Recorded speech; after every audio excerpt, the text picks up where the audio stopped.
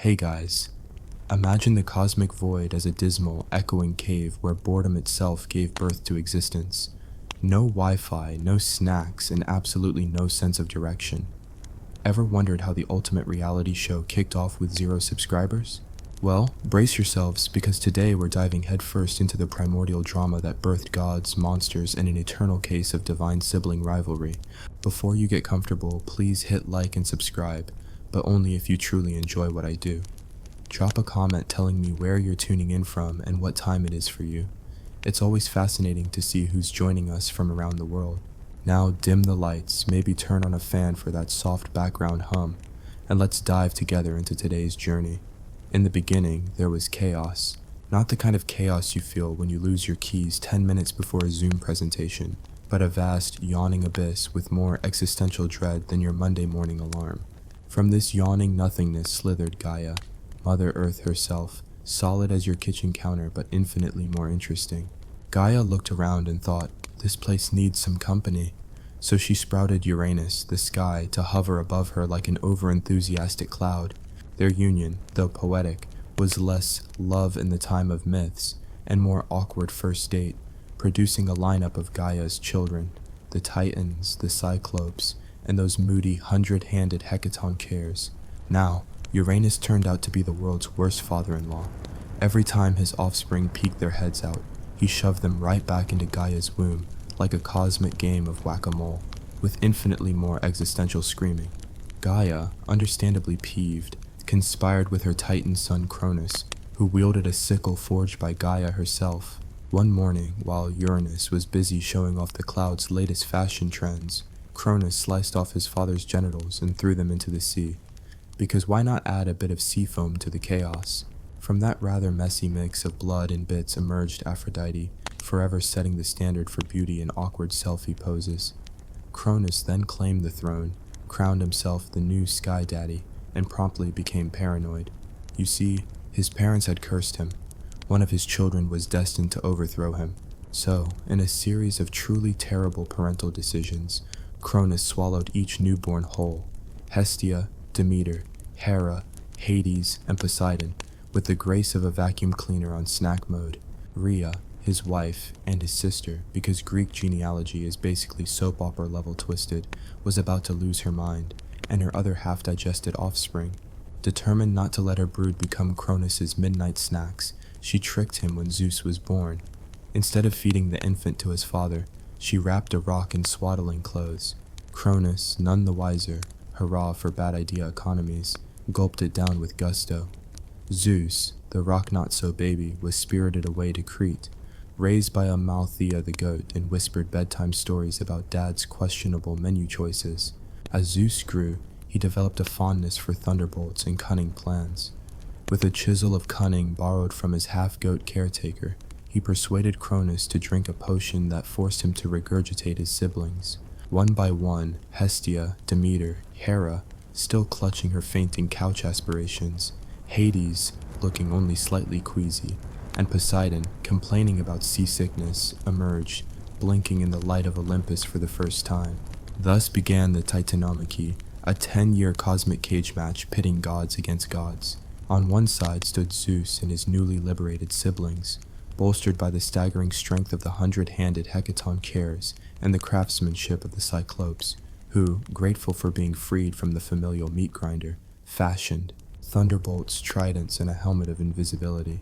On the other side were the Titans, led by the grumpy Atlas, who seemed more inclined to lift entire skies than to engage in small talk. The battlefield was Mount Othrys for the Titans and Mount Olympus for the gods, with Gaia acting as unpaid referee, shouting cryptic commentary from the sidelines. The war raged with earthquakes, tidal waves, and lightning so loud it could make your neighbors complain. Zeus lobbed thunderbolts like a goth teen throwing glitter. Poseidon summoned storms that looked like unsettled tea, and Hades, though largely hanging back, occasionally sent ghostly spirits to spook the opposition. Meanwhile, Cronus, torn between regret and indigestion, tried to call a parental intervention, but his calls went straight to voicemail. After a decade of divine squabbling, Zeus and his crew emerged victorious. The defeated Titans were unceremoniously dumped into Tartarus, a dungeon darker than your email spam folder. guarded by the Hecaton Cares, who were a little miffed about being freed and then stuck with eternal guard duty. Atlas, ever the dramatic type, was sentenced to hold up the heavens on his shoulders, a cosmic yoga pose he still maintains today.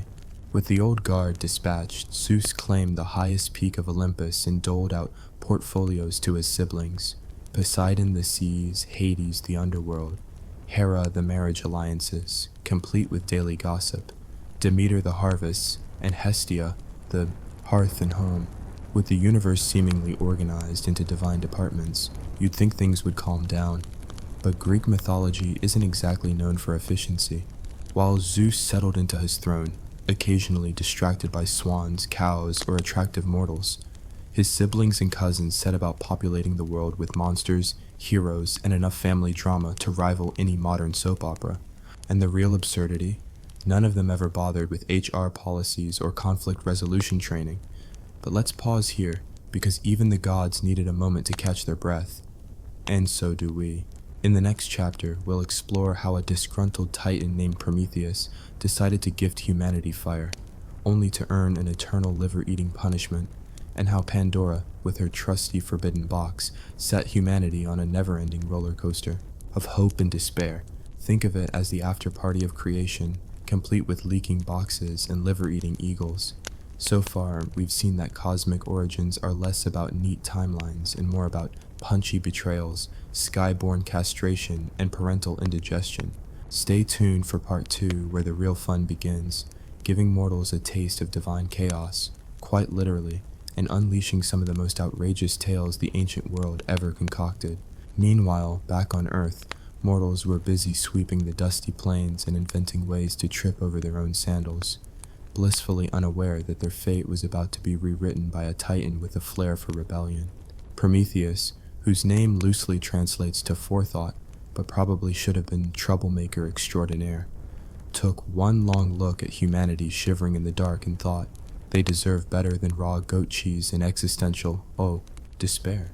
So, with covert care resembling a stealthy kitchen raid, he ascended to Olympus and filched fire from Hephaestus's forge, because stealing a celestial lighter seemed like a sound career move.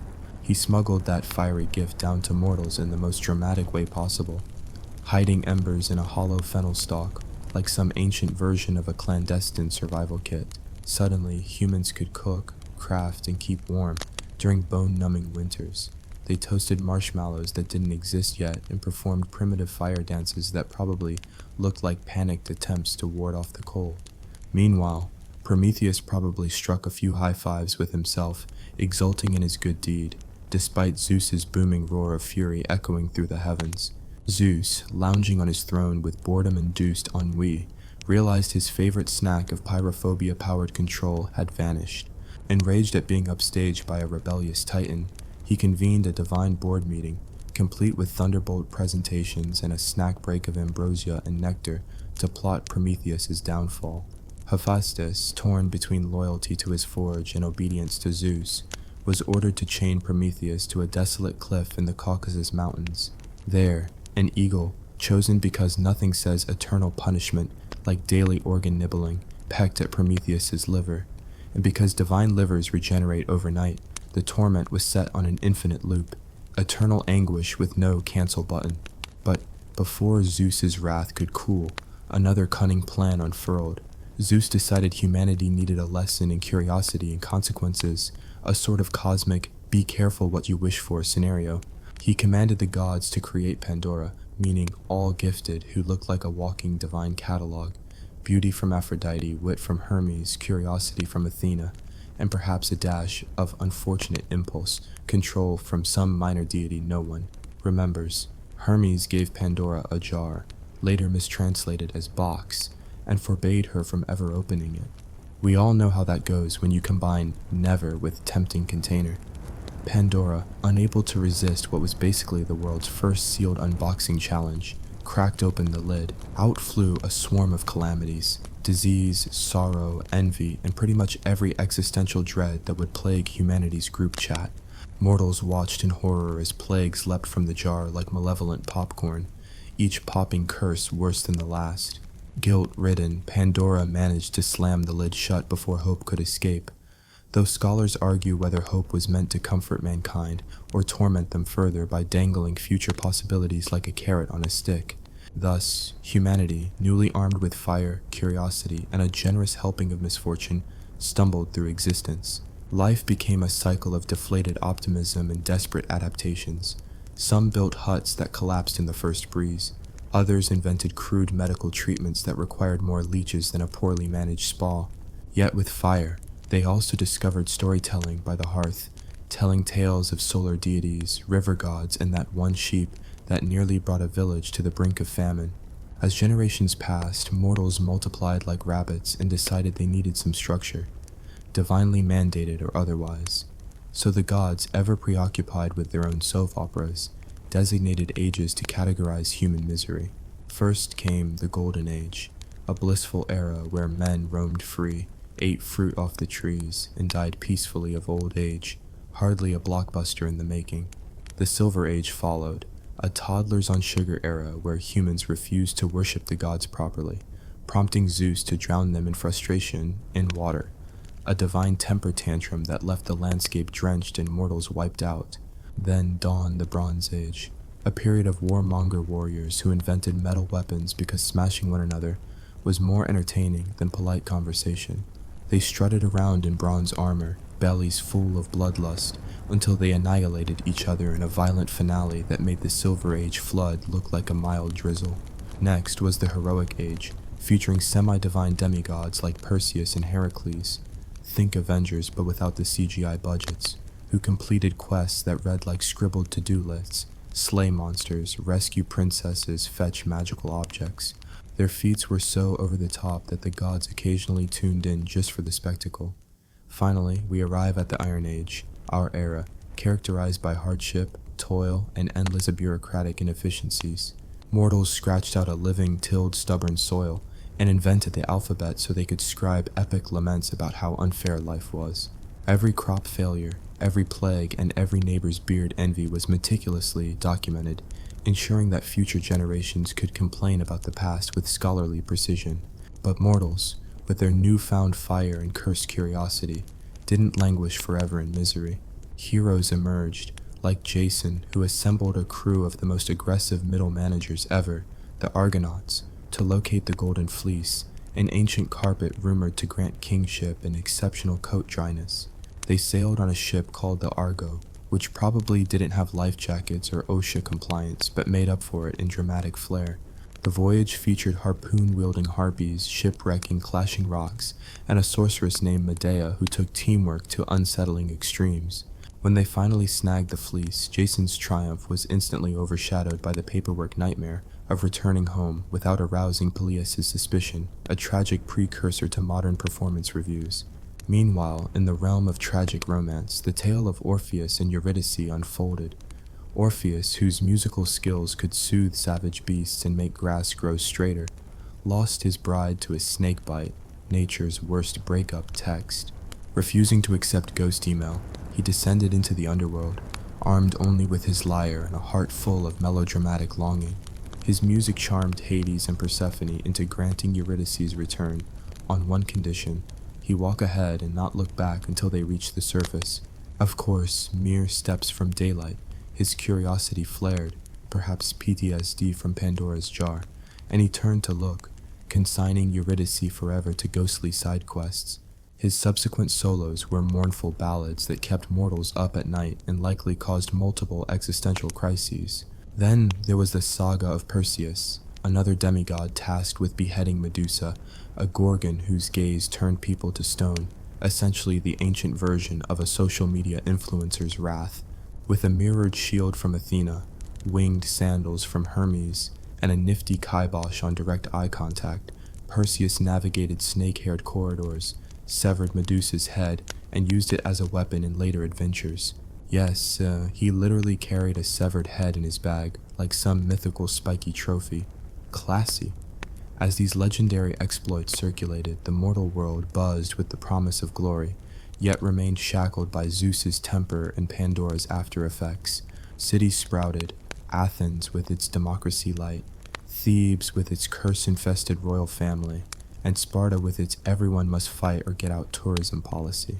Each polis worshipped a patron deity, erected temples and hosted festivals, some to honor a harvest goddess, others to reenact divine quarrels with sophisticated choreography and a disturbing lack of stunt doubles. But for every man who rose to fame by wrestling monsters or charming maidens, countless others perished in chariot races, wrestled each other for olive oil, or tried to outdrama the gods by sacrificing too many bulls. And if you think corporate layoffs are brutal, consider the occasional Zeus-induced thunderbolt striking a random town for sacrilege. No severance package, no warning, just instant incineration. By the end of the Iron Age's early chapters, humanity stood at a crossroads. Continue cowering under divine whims or harness their cunning, fire, metalworking, storytelling, to carve out a semblance of autonomy. Some philosophers emerged, arguing for moderation in ethics. Others pondered the nature of reality as a cosmic prank. Yet through it all, Prometheus's gift glowed in hearths, and Pandora's jar lay sealed in memory, reminding mortals that progress and peril often come hand in hand. And so, as dusk fell on this age, humans gazed skyward at Olympus, its marble columns gleaming like misplaced cake pillars, and wondered whether the gods were allies, adversaries, or simply an elaborate reality show they'd inadvertently auditioned for. Little did they know that greater epics awaited, Trojan bloodbaths, cunning wooden horses, and heroes whose destinies would forever intertwine with the capricious will of Olympus's tenants. Stay tuned for part 3, where we chronicle the siege of Troy, the lament of Achilles, and that absurd wooden horse gambit that redefined the term Trojan glitch, all unfolded with the same sardonic flair and historical sting you've come to expect. The walls of Troy loomed like an oversized toddler barricade, stubborn, tall, and utterly convinced of its own invincibility. For a decade, Greek armies led by King Agamemnon had tried every siege tactic known to man, and a few that would get you banned from modern warfare. They hurled boulders, launched flaming arrows, and even tried constructing a battering ram shaped suspiciously like a giant hollow bull, but nothing breached those fortified bricks. Inside, Trojan civilians peeked nervously over ramparts, clutching loaves of bread and occasionally dangling olive branches in vain attempts at diplomacy. Because who doesn't love unsolicited herbs? At the heart of the Greek camp stood Achilles, the poster child for divine good looks and a mild hatred of paperwork. The son of the sea nymph Thetis, Achilles possessed a single vulnerability, his heel, yet he strutted across the battlefield as if untouchable, cape billowing and ego fully inflated. His wrath was legendary. When his war prize Briseis was confiscated by Agamemnon over a regrettable seating chart dispute, Achilles withdrew from combat in protest, sulking in his tent like a petulant aristocrat whose Wi-Fi had been cut. The Myrmidons, his personal infantry, spent months polishing their armor and swapping gossip about which helmet design was best for selfies, all while Achilles recited epic monologues on the injustice of command hierarchy. Without Achilles, the Greeks floundered. Agamemnon attempted to rally other heroes: Ajax, the tower of strength; Diomedes, the all-round overachiever; Odysseus, the guy who could talk his way out of a prison cell. But none could replace the demigod's sheer battlefield presence. Countless skirmishes fizzled as archers missed by leagues and hoplites tripped over each other's spears. Meanwhile, inside Troy, Paris, the charming royal responsible for igniting the whole mess by absconding with Helen, lounged in his chamber, waxing poetic about face cream he'd swiped from Sparta. Helen herself, the world's most covetous woman, alternated between repenting her role in a massive war and drafting her memoir's first chapter, How I Single-Handedly Caused a 10-Year Teardown. Desperate times called for desperate stratagems. Agamemnon dispatched envoys to Thetis, pleading for Achilles' return. Thetis, ever the doting mother with a fondness for cosmic manipulation, promised to procure new armor forged by Hephaestus, but not before subjecting the Greeks to an epic pity party involving thunderous sobbing and occasional seafoam tantrums. When the gleaming set of celestial bronze finally arrived, Achilles, too proud to admit he'd missed the smell of molten metal, slid on his new kit. His Myrmidons cheered, and the Greek line straightened with the precision of a well-oiled spear magazine. Reinvigorated, Achilles transformed the battlefield into his personal demolition derby. He drove deep into Trojan ranks, his spear slashing through shields like a hot knife through gyro meat. Trojan defenders fell in droves, and the sight of that familiar heel-to-cape silhouette spurred panic. Meanwhile, Hector, Troy's champion and prince of piety, watched the carnage with grim resolve. Hector was a paragon of duty, brave, honorable, and peculiarly concerned about proper burial rites. He lingered at the walls, declaiming that fighting Achilles head-on was madness, better to reinforce the gates than test that divine armor in close quarters. Someone, somewhere, suggested a duel. Achilles versus Hector, mano a mano, the pinnacle of star player showdowns. The armies agreed because nothing says 10-year war like pausing for a formal gladiator match. The two greatest warriors met on the plain, spears in hand and dramatic rematches of their mothers' pep talks echoing in their ears. Hector struck first, his spear grazing Achilles' shoulder, hardly a scratch on god-touched flesh. Achilles retaliated with swift ferocity, landing a blow that dislodged Hector's helmet and left him gasping like a fish out of water. Though Hector swung his sword with princely grace, Achilles' spear found its mark, and Hector collapsed into the Trojan dust. Achilles, ever the merciless show-off, refused Hector's entreaties for an honorable burial. Instead, he tied the fallen prince's corpse to his chariot and dragged it behind him in a grotesque victory lap around Troy's walls. Inside, Queen Hecuba and King Priam stared in horror, their grief cleaving through years of resilience. At night, Achilles' camp rang with revelry. Wine cups clinked, bards sang of Achilles' glory, and spoils were parceled out like raffle prizes. But the atmosphere felt hollow. Triumph without respect felt more like a cosmic void, eerily reminiscent of those primordial days before chaos had even bothered with marshmallows. Observing the outrage from Olympus, the gods squabbled over Achilles' hubris. Athena, champion of clever tactics, reminded him that mortal life was fleeting. Aphrodite, Hector's divine guardian, wept in her chamber. And Zeus busied himself with weather patterns and occasional thunderbolt micromanagement. Finally, at Thetis' beseeching, Zeus decreed that Achilles' end would soon come, but not before one last tragic twist. Meanwhile, Odysseus, the ultimate plot architect, convened a secret council. "We can't storm these walls, not with Achilles' heel bomb ticking," he muttered, twirling a questionable napkin sketch. The solution: subterfuge. Construct a gift so enticing that the Trojans could not resist. Thus was born the Trojan horse, an immense wooden beast hollowed to harbor the fiercest warriors. A subset of captains would hide inside, Odysseus, Menelaus, still pining for his runaway bride, and a handful of brash hoplites, all armed to the teeth and itching for spoils. The Greeks feigned retreat, abandoning the horse at Troy's gates with a note proclaiming it a votive offering to Athena for safe passage home. Inside, Greek soldiers struggled to suppress giggles as Trojan scouts approached, poked the horse's flank, and joked about its craftsmanship. "Did you see the grain pattern? Exquisite." The Trojans debated, should we burn it as a symbol of Greek defeat, or parade it through town as our conquest trophy? Classic victim complex dilemma. Ultimately, they opted for celebration, because nothing fuels collective irrationality like communal wine. That night, Troy erupted in festival fervor. Lamps flickered, musicians plucked lyres, and the horse stood at the agora like an oversized party guest blocking foot traffic. Trojan youths danced around it, while elders waxed nostalgic. "Remember when Paris almost got killed by that sea monster? Good times." Everyone was too busy to notice the clatter of wood, the whisper of swords being readied behind sealed flaps.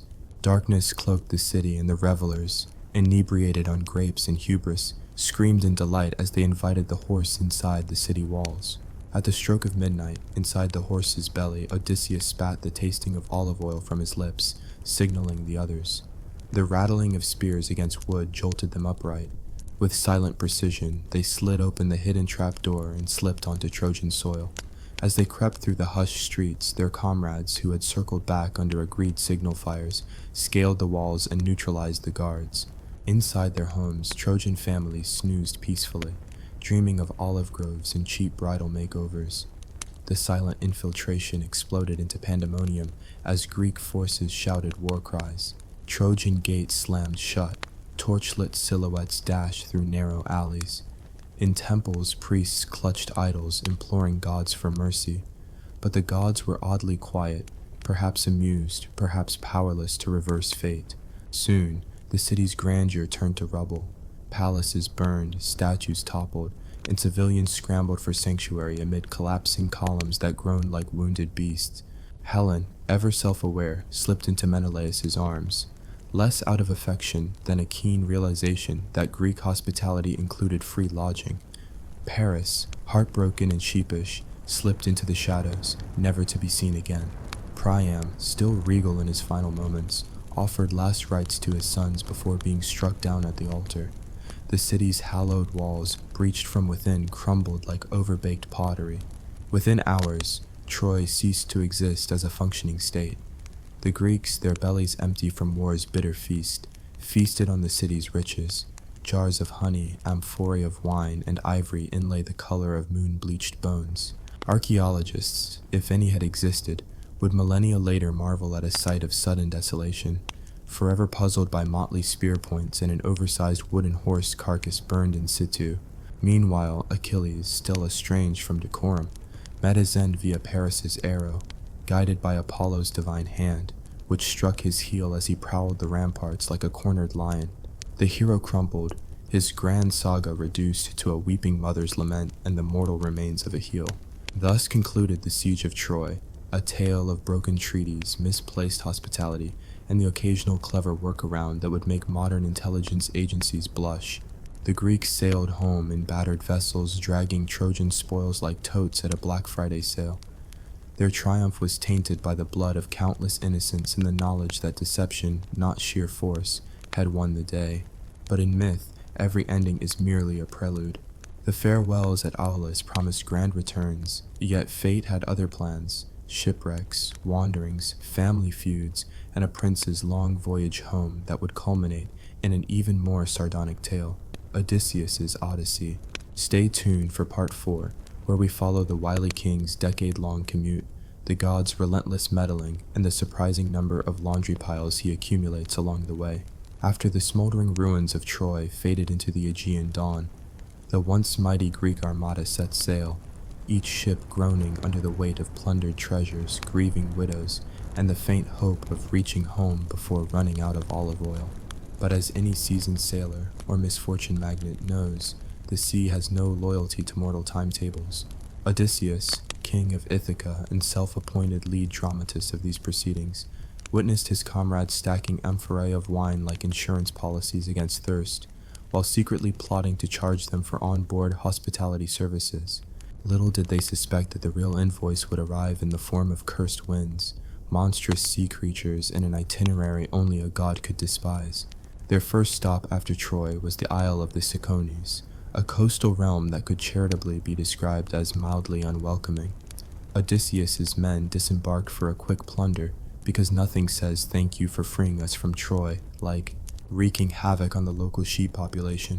They feasted, danced, and stole livestock until the Cicones called reinforcements. When local archers rained arrows upon the Greeks, what began as a drunken looting expedition became a chaotic retreat. Ships launched in disarray, warriors coughed up dust and pride as they paddled back to sea, nursing wounds and wounded egos. Undeterred, Odysseus charted a course to the land of the Lotus Eaters. Here, a simple flower held the power to erase ambition and memory with a single whiff, nature's ultimate chill pill. A handful of his crew sampled the narcotic petals and promptly forgot they had a homeland or pressing responsibilities. Odysseus, ever the multitasker, hauled the dazed men onto the ships, tied them under benches, and dragged them away like oversized Botox-ridden tourists who refused to leave the beach.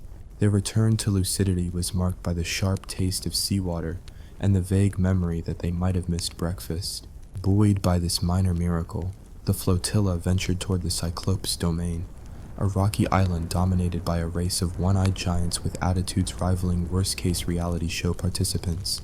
Odysseus, believing in the educational value of cultural exchange, led 12 of his best fighters into a cavern stocked with cheese, lamb, and that oddly familiar lingering aroma of bad decision-making. The resident Cyclops, Polyphemus, awoke from his afternoon nap, and upon discovering his cave violated, gobbled 2 Greeks like expired hors d'oeuvres.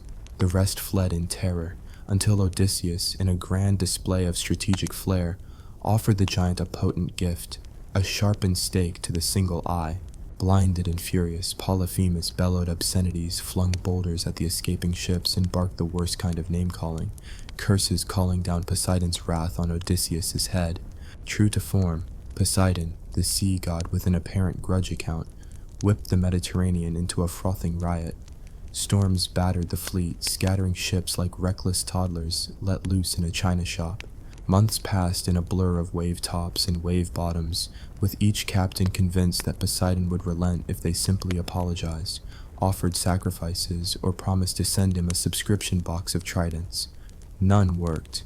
Odysseus, shipwrecked on a windswept shore, found himself alone on the island of Aeolia, home to Aeolus, the divine windkeeper. In a gesture that reeks of tragic irony, Aeolus gifted Odysseus a leather bag containing every unfavorable breeze and cyclone ever bottled, instructing him to keep it sealed. Within sight of Ithaca's olive-clad hills, Odysseus's crew, mistaking the bag for hidden treasure, untied it. The imprisoned gales burst forth, hurling the fleet back to Aeolia's rocky coast. A humiliated Aeolus shut his island gates, declaring Odysseus hopelessly cursed. Determined, if not exactly blessed, Odysseus stumbled upon the realm of the Laestrygonians, cannibalistic giants with a taste for mariners. One by one, ships were snatched from the harbor by gargantuan hands, their crews popped like popcorn kernels in a cauldron of primal hunger. Only Odysseus's vessel, hidden behind a promontory by quick thinking, survived the feast. He sailed away with a small cadre of survivors, each nursing nightmares of jumbo-sized forks and glowing eyes in the dark. Their next misadventure brought them to Circe's island. She was a sorceress of legendary rep, rumored to be equal parts enchantress and hospitality influencer, known for turning unwelcome guests into livestock. Odysseus's men tiptoed into her palace, sipped her wine, too sweet, too inviting, and transformed into pigs, squealing regret. Odysseus, warned by the messenger god Hermes of the looming porcine fate, arrived armed with a magical herb that nullified Circe's potion. Impressed by his immunity and maybe his hand-woven tunic, Circe reversed the spells, restored the men, and extended an invitation. Stay for dinner, forever. A year slipped away in feasts, songs, and endless rounds of mythical reality, TV reruns. Only Odysseus's longing for home and occasional guilt trips about neglected fields spurred him to depart. Before leaving, Circe imparted essential intel. To return to Ithaca, Odysseus must descend into the underworld and consult the ghost of Tiresias, the blind prophet who could see the freight trains of fate arriving with divine precision. Landing at the Styx's shore, Odysseus performed blood-offering rituals, sheep, honey, and mournful songs. Shades swarmed like fan mail, but only Tiresias emerged to deliver a sobering forecast. Odysseus would face not only Poseidon's wrath, but must resist both the siren's song and the Scylla Charybdis death trap. Moreover, his crew must avoid slaughtering sacred cattle on Helios's island or risk obliteration by the sun god himself. Returning to Circe's shores, Odysseus patched pillars of resolve and pressed onward. Next came the sirens, beings whose melodic voices lured sailors to jagged rocks, turning sleek triremes into driftwood. Following Circe's advice, Odysseus plugged his men's ears with beeswax and had himself lashed to the mast. As their ship cut through twilight waters, the sirens sang a symphony of nostalgia and half-truths, promising Odysseus fame, reunions, and maybe a spa day for his weary soul. He strained against his bonds, trembling with divine yearning, but the ropes held. Once past their island, he demanded release, and the crew complied, marveling that their captain was both maddeningly stubborn and strangely musically afflicted. Soon after, the Strait of Scylla and Charybdis loomed, a narrow waterway flanked by a six-headed sea monster on one side and a vortex the size of a cathedral on the other. Circe had warned that no mortal could evade both. One must choose which peril to embrace. Odysseus, mind racing, steered close to Scylla's cave, sacrificing 6 sailors to her snapping maws rather than risk the entire ship being swallowed by Charybdis's whirlpool. Each head snatched a man, wine-dark blood staining the waves as Odysseus grit his teeth and ordered forward. The survivors wept, vowing never to question their captain's near-impossible choices again. Bruised and bloodied, they next reached Thrinacia, Helios's island of sacred cattle. Tiresias's warning fluttered through Odysseus's mind like a shivering shadow, but necessity drove his men to slaughter a few beasts for meat. They dined amid conflicted oaths and promises to atone, while Odysseus prayed the sun god's rage might be tempered by leftover portions. It was not. Once back at sea, Helios thundered to Zeus, demanding justice. Zeus unleashed a lightning bolt on the ship, sinking it outright. Odysseus survived by clinging to a beam. His entire crew perished, their cries swallowed by the brine. Thus, only he remained to claim the crown of darkest irony. Mariners who ventured thousands of miles only to perish after eating the one food they were strictly forbidden. Waking on the shore of Ogygia, the nymph Calypso's island, Odysseus collapsed amid fragrant groves. Calypso appeared, radiant and sorrowful, offering him immortality if he would stay and become her eternal companion. For 7 years, Odysseus lounged under hibiscus canopies, half-heartedly composing epic poems and growing a beard that would shame most touring minstrel acts. He clung to the memory of Penelope, his faithful wife, and the fertile hills of Ithaca. Finally, moved by the pleas of Athena, Zeus dispatched Hermes with a divine decree. Calypso must release Odysseus. With heartbreak in her immortal heart, she guided him in building a raft from whispering pines.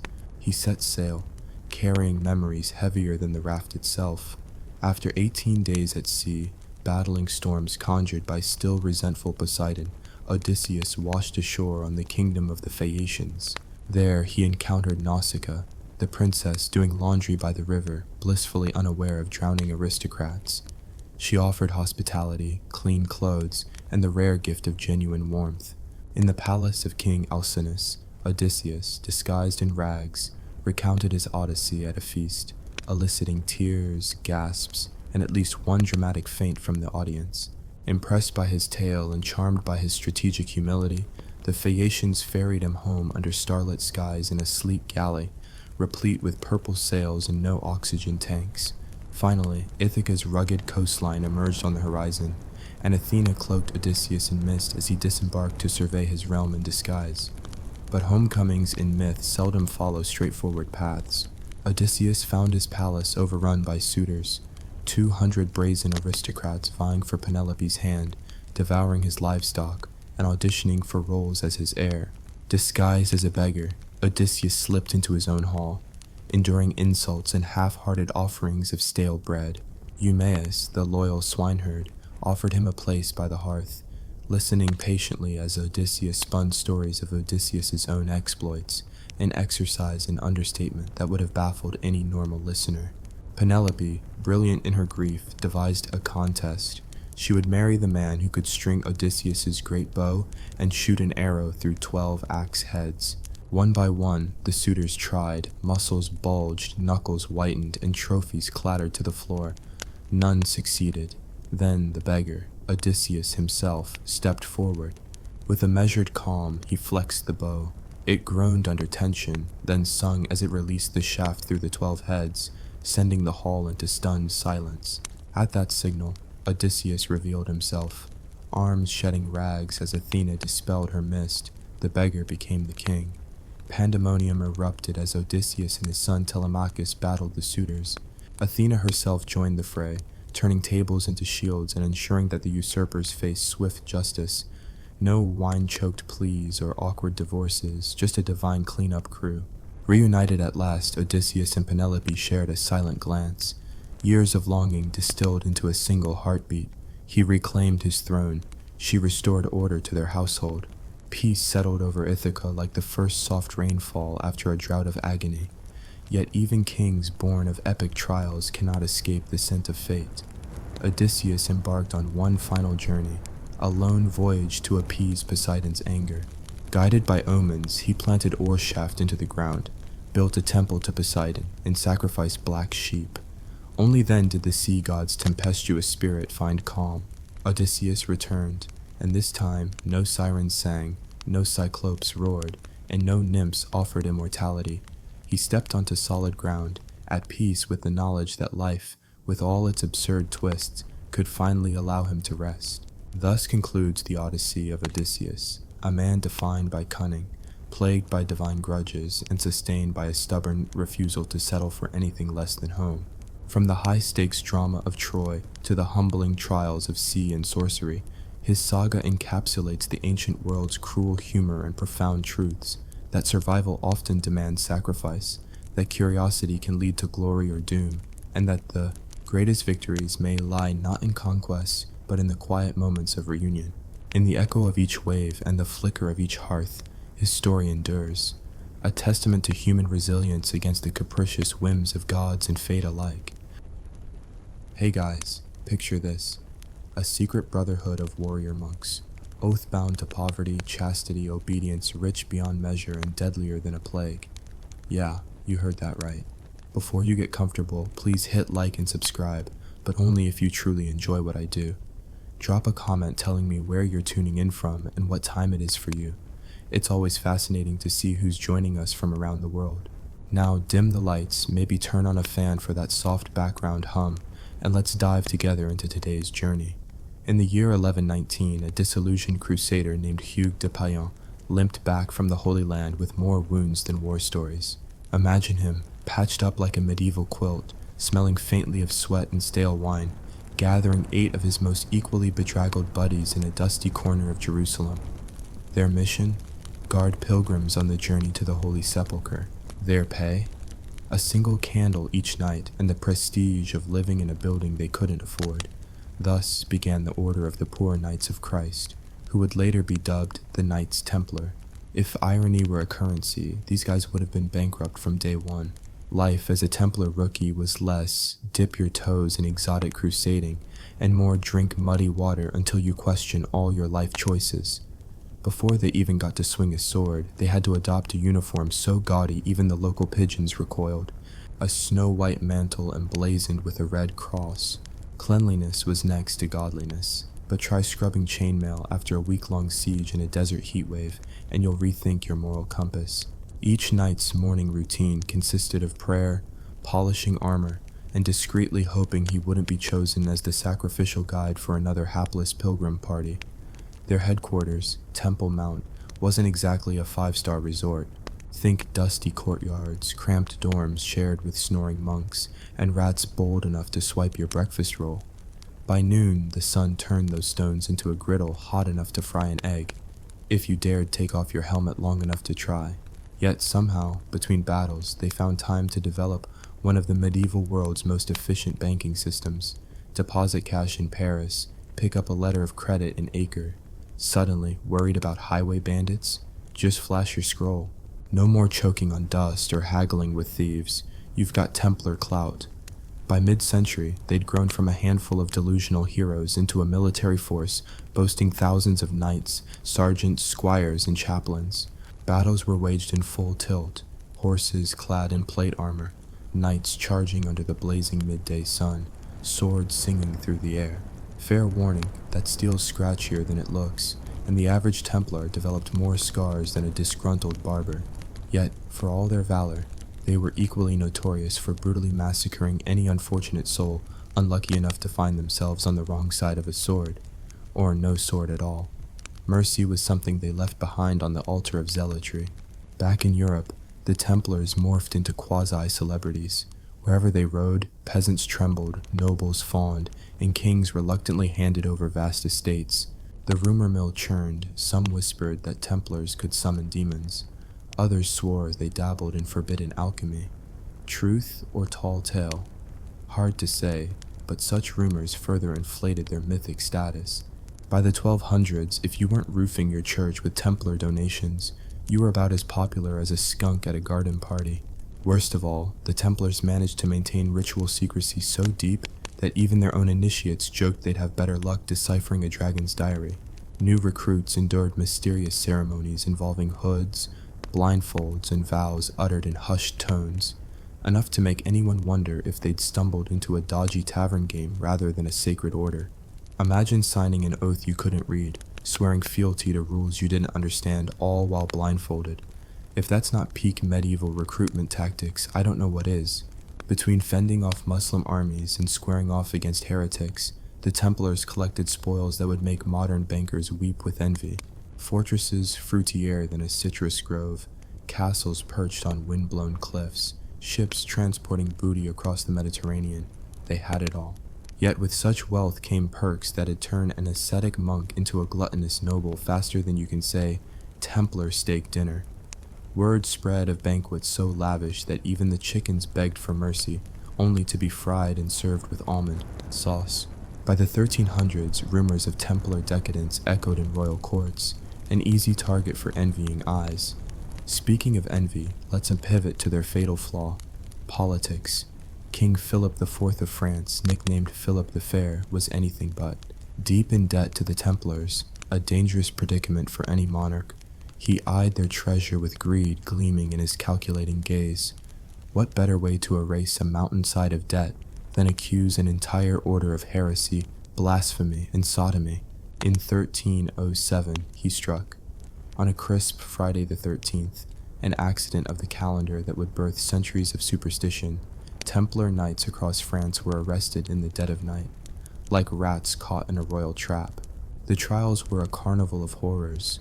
Under torture devices so inventive they'd make your dentist blush, knights confessed to absurd rites, worshipping idols shaped like goats, secretly spitting on the cross, and engaging in ungodly orgies.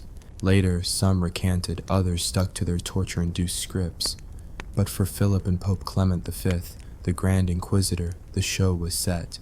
Public burnings followed, a spectacle of smoke and fear that sent shivers through Christendom. When the ashes settled, the once mighty Templar order lay in ruins, their wealth confiscated, their legacy scandalized. Yet the story doesn't end in charred remains. Like a medieval zombie, whispers persisted, secret vaults brimming with Templar gold, underground passages beneath erstwhile commanderies, hidden archives holding the ultimate truth about Christ's own bloodline. Knights escaped to Scotland, to Portugal, to distant kingdoms, fading into legend, only to resurface in later myths of Freemasonry and ill-fated searchers of the Holy Grail. Their demise only fueled their mystique, transforming them into the poster child of conspiracy theory enthusiasts and treasure hunters. Imagine the survivors, themselves hollowed by torture and betrayal, rebuilding lives in foreign courts. Some became advisors to dethroned kings, others slipped into anonymity as simple knights errant. With nothing but battered armor and reputation in tatters, they eked out existence haunted by comrades' screams and the smell of burning flesh. Sleep was a rare commodity for those who'd tasted both glory and the iron weight of royal injustice. Today, we glimpse their legacy in Gothic churches crowned with red crosses, in Masonic lodges humming secret rituals, and in stories of hidden treasures that seem tailor-made for late-night TV specials. We romanticize them as saintly crusaders, yet their history bristles with irony. Sworn to poverty, drowning in riches, bound by chastity, accused of sexual depravity, defenders of pilgrims, condemned as heretics. Their existence was a walking contradiction, a mirror reflecting the absurdity of medieval politics and faith. So as you ponder their saga, spare a thought for those unwashed brothers who rode into the Levant expecting salvation, and found only more reasons to question everything. Their oaths, once praised as noble, became chains forged by royal greed. Their triumphs, once celebrated in song, became fuel for scandalous rumors, and their downfall, once thought their end, became the spark for centuries of mysticism and speculation. Thus concludes the first leg of our journey into the nightmare tapestry of the Knights Templar. From ragged crusader ragtag to storied military juggernaut, from royal favorites to charred scapegoats, their epic unfolds like a dark comedy laced with tragedy. Stick around for part 2, where we'll unearth the grisly rituals alleged in the trials, the secret tunnels beneath Paris, and the unlikely survivors who carried the Templar ghost into a new age. Until then, keep your cross close and your wits even closer, because in the world of the Templars, nothing is quite what it seems. They said our brothers spat on the cross, or so the torturers claimed, but nobody bothered to ask whether the cross was freshly painted or festering with mildew. Details tend to get lost when your confession is being squeezed out through thumbscrews. In chambers beneath Paris, knights once untouchable in their gleaming armor found themselves chained to cold stone, confessing that their sacred initiation involved kissing a demonic idol of Balberith, a name so flamboyant you half expect it on a wine label. Under the delirium of torture, one bereft soul swore that new recruits knelt before a plaster goat's head and were ordered to denounce Christ thrice, each time louder than the last, until their own echo smudged the promise of salvation into a mocking parody. Outside, the city above carried on as though this was merely another royal extravaganza. Market stalls still hawked mutton pies, troubadours composed sonnets to noble ladies, and the Seine rolled on, uncaring. Meanwhile, intrepid jailers ferried trembling prisoners from the Templar preceptory on Rue des Bourdonnais to the ominous tower of La Conciergerie.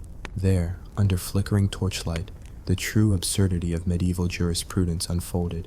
No legal representation, no appeal, and certainly no speedy trial. Just months of waiting, each tick of the clock an invitation to further questioning. According to the regurgitated testimonies, secret tunnels snaked beneath the city, connecting every Templar stronghold like a subterranean web of fraud and blasphemy. Supposedly, one such passage began in the crypt of the old temple church, dove under the Seine, with surprising lack of water infiltration, wound its way past the infirmary, in case any knight fancied a clandestine checkup, and emerged, no one could say exactly where, perhaps under Notre Dame, perhaps beneath a pious nun's habit. It was the perfect myth. How could you disprove a tunnel no one could find and full of clever traps and collapsing walls? One explorer who dared search reported that the walls were alive, dripping with moisture and lined with human skulls smiling in the darkness, though he might have been hallucinating after one too many cups of spiced wine. Back in the chambers of power, King Philip relished his triumph. He paraded the confessions before assembled nobles, as though reading aloud from the greatest hit list of horrors. The Pope, Clement V, initially reluctant to condemn Christendom's most elite warriors, found himself browbeaten by Philip's emissaries and by the spectacle of burning knights who once fought under the cross. When Jacques de Molay, the last Grand Master, was dragged forward, his voice raw from years of prayer and pride, he declared the accusations lies, then promptly got smacked with another round of torture. He recanted under pressure, recanted again when the rack was set aside, and in the end, faced execution at the Île aux Juifs, flames consuming him before the smoke could carry away his final curse upon the king and the Pope. Yet even as their bodies burned, rumors swirled that de Molay's ashes whispered in the wind, foretelling doom for those who orchestrated this bloodbath. Legend credits his dying words with foreshadowing Philip's own death within a month and Clement's within a year, though chroniclers later argued that royal mortality in the 14th century was hardly rare. Still, the story stuck, a medieval version of poetic justice, perfect for candlelit retellings. Meanwhile, across Europe, lesser knights slipped the noose by claiming repentance and swearing fealty to whichever lord offered sanctuary. In Aragon, some found refuge under King James, who quietly welcomed their banking prowess, piles of confiscated Templar coin, making his court one of the richest in Christendom. In Portugal, the Order of Christ arose almost immediately from Templar ashes, their cross emblazoned red on white sails that would soon carry Vasco da Gama around Africa. Talk about a career pivot, from playing monk warrior in Jerusalem to underwriting maritime empires. Scotland offered a separate twist. Robert the Bruce, embroiled in his own fight for independence, seems to have harbored escaped Templars. A few rumor-laden maps suggest that these fugitives taught the Scots how to build star-shaped forts mimicking the Templar commanderies, sharper angles to deflect cannonballs and confuse intruders. Later, some of those same star forts would play key roles in the siege warfare of the 17th century. Credit where it's due. You've got to admire their knack for leaving a blueprint under the radar. Across the centuries, seeds of the Templar myth took root in Freemasonry. In smoky lodges heavy with pipe smoke, members whispered that their rituals were direct inheritance from ancient Templar ceremonies. Blindfolds, secret passwords, and a goat-headed idol if you asked an overzealous enthusiast. Modern scholars scoff, pointing out that the actual Templar vanishings happened a century before speculative lodges ever convened. But myths care little for chronological accuracy. They travel through time like ghosts obsessed with self-preservation. By the Renaissance, the Templars had become the stuff of dark comedy and conspiracy, guardians of the Holy Grail, keepers of Platonic secrets, masterminds behind the banking revolutions and the Black Death alike. Alchemists claimed to possess Templar manuscripts detailing the Philosopher's Stone. Occultists insisted that hidden vaults in Cyprus held arcane scrolls on solar magic. Treasure hunters in the 19th and 20th centuries scoured every crumbling chapter house from the Pyrenees to the Scottish Highlands, often drilling holes in priceless architecture for a few rusty coins. Skeptics eventually prevailed, reminding the world that most so-called Templar gallantry was followed by massacres of Muslim civilians, and that their banking was little more than early IOUs backed by nothing more than a papal bull. Yet romance outlives reality every time. Today's video gamers level up as Templar assassins. Blockbuster novels repackage the Order as protagonists in a cosmic struggle between light and dark, and tour buses crowd around the meager ruins of their preceptories, headphones in place, listeners lulled into thinking they're glimpsing an era of noble knights rather than a savage power play draped in white cloaks. And let's not forget the so-called Tomb of Secrets under Rosslyn Chapel in Scotland, where a network of carvings, apocryphal oracular faces, and cryptic symbols has sparked more books than the British Library could shelve. True historians point out that Rosslyn was built decades after the Order's dissolution, and that its masons likely borrowed motifs from every mystical trend of the time. Yet every quiz show host loves a juicy rumor, and nothing sells guidebook tickets like the promise of unearthing a grail guarded by invisible Templar spirits. So here we stand, centuries removed from those first haggard crusaders who stumbled out of the Holy Land, chainmail clanking, dreams larger than their stomachs. Their epic, born in sacred oaths and battlefields twisted through corruption and murdered under a false charge, now lives on in our collective imagination as a cautionary tale of ambition and betrayal. They sought to serve God and ended up serving neither divinity nor justice, only the whims of kings who fear their independence. Part 2 closes on that bitter note. The Templars' real legacy is not the gold they amassed nor the myths they inspired, but the lesson that power, no matter how sanctified, always invites a hungry rival. In Part 3, we'll crawl through the catacombs of their supposed hideouts, dissect their architectural genius, and meet the few rogue knights who carried their secret rituals into shadowy corners of Europe. Get ready for damp stone corridors, midnight gatherings, and perhaps the faint echo of that tortured whisper, "Render unto Caesar." Until next time, keep your lanterns lit and your skepticism sharper than a knight's blade. The damp air pressed in as you duck beneath a low stone arch, torch in hand, every footstep echoing like a startled heartbeat. Welcome to Part 3. No cheerful "hey guys" here, just a gritty crawl through the Templars' hidden lairs, their architectural marvels, and the handful of survivors who whispered their secrets into the night. In the centuries following the Purge, rumor placed Templar refuges in the unlikeliest of places: the labyrinthine cisterns beneath Paris, the mossy cellars of Provençal vineyards, and even tucked into the cliffside caves of Cyprus. Picture a knight once clad in gleaming mail, now slipping through a crack barely wide enough for a man's forearm, cloak dragging through mud, heart hammering at every drip of water. These weren't ceremonial processions, they were desperate gambits for survival. Let's linger for a moment on Temple Mount's subterranean network. When the Crusaders first fortified Jerusalem, they carved storerooms and secret staircases straight into bedrock, both to protect the precious relics they hoarded and to facilitate swift escapes. Centuries later, survivors returned with picks and candles, rediscovering corridors that twisted beneath the city like the intestines of some giant beast. Some tunnels led to cisterns still half filled with stale water. Others opened into charnel chambers where the bones of forgotten monks lay in neat stacks. Imagine stumbling into that torchlight grazing skull after skull, each one a mute testimony to a life spent in service or slaughter. In southern France, the once proud commanderies had fallen into disuse, their roofs collapsed, walls peppered with bullet holes from wars long past. But beneath the rubble, local farmers spoke of a vault of whispers beneath Montségur, a fortress perched atop a rocky spur. According to legend, when the castle fell in 1244, a handful of Templars slipped through a hatch and vanished into an underground gallery leading north. Some say they emerged near Feuds, carrying parchments that detailed forbidden rituals and cryptic maps to even more secret caches. Peasants digging new wells in the 17th century reported striking iron bars and running into walls lined with carvings of crosses and swords. When local priests came down to inspect, they retreated muttering about unholy rites and locked the entrances forever. The architectural genius of the Templars extended far beyond tunnels. Their round churches, circular sanctuaries like the Temple Church in London, were intended to replicate Jerusalem's holy sites. But round buildings also have no corners, which meant fewer blind spots for defenders.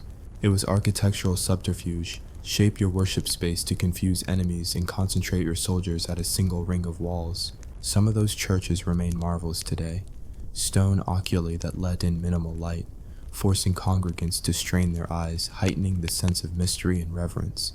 Step inside, and you half expect to see a monk slip behind a pillar, whispering forbidden prayers. Down in Portugal, the transformation was equally ingenious. King Denis, eager to capitalize on Templar expertise without the stigma, dissolved the order in 1312 and rebirthed them as the Order of Christ in 1319. They kept the red cross, but replaced the monk's habit with a militarized white surcoat, perfect for the snarling Atlantic winds that would soon buff their caravels. Their strongholds, Avor, Tomar, combined Templar precision with Portuguese flair, crenellated towers topped by armillary spheres, symbols of navigational mastery. From those fortresses launched expeditions that would etch the age of discovery across the globe. In effect, the Templars who retreated from the Holy Land re-emerged as pioneers of the New World craze, hardly the cloistered poverty they once touted. But the most beguiling hideouts lay in Scotland, where Robert the Bruce's animosity toward England dovetailed perfectly with harboring fugitive knights. Legend holds that escaped Templars taught the Scots how to carve star forts, the angular bastions and glacis designed to deflect cannon fire and thwart siege engines. These forts cropped up along the borderlands, peeking from heather-clad hills like silent sentinels. One such outpost, Foe Hall at the edge of Loch Lomond, was rumored to contain a secret chamber where a handful of Templars met under a vaulted, ribbed ceiling carved with cryptic symbols. Allegedly, they performed a ritual on Midsummer's Eve to bind their spirits to the land. No goat heads, just hushed chants in a language lost to time. When archaeologists excavated the site in the 19th century, they found nothing but cracked pottery and a single iron key, impossible to fit any known lock. Of those who survived the mass arrests, only a few names echo through history. Brother Guillaume, for instance, rumored to have escaped from Paris in women's clothing. A makeshift habit died in secret by his lover at a laundress's shop. He vanished into the Loire Valley, resurfacing years later as a friar known for his extraordinary knowledge of mathematics and architecture. Some of the medieval treatises on geometry ascribed to Frère Guillaume bear suspicious resemblance to Templar construction manuals. No one can say for sure if he was the same man, but in dusty corners of old libraries, scribes still refer to his theorems.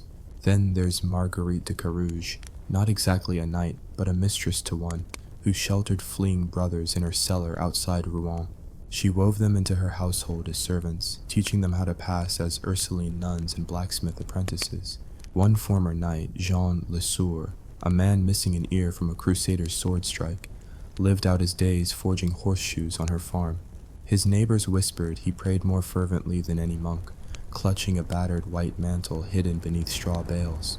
In the dense forests of Germany, a band of Templar fugitives formed a nomadic band known as the Graukappen, Grey Hoods. They traveled under cover of twilight, offering their martial skills as mercenaries to local princes in exchange for food and shelter. They refused payment from the church, claiming vows still bound them to higher principles, but accepted enough ducats to keep hunger at bay. Occasionally, they met in hidden clearings, chanting what they called the Oath of Shadows, a cryptic vow never recorded in official registers.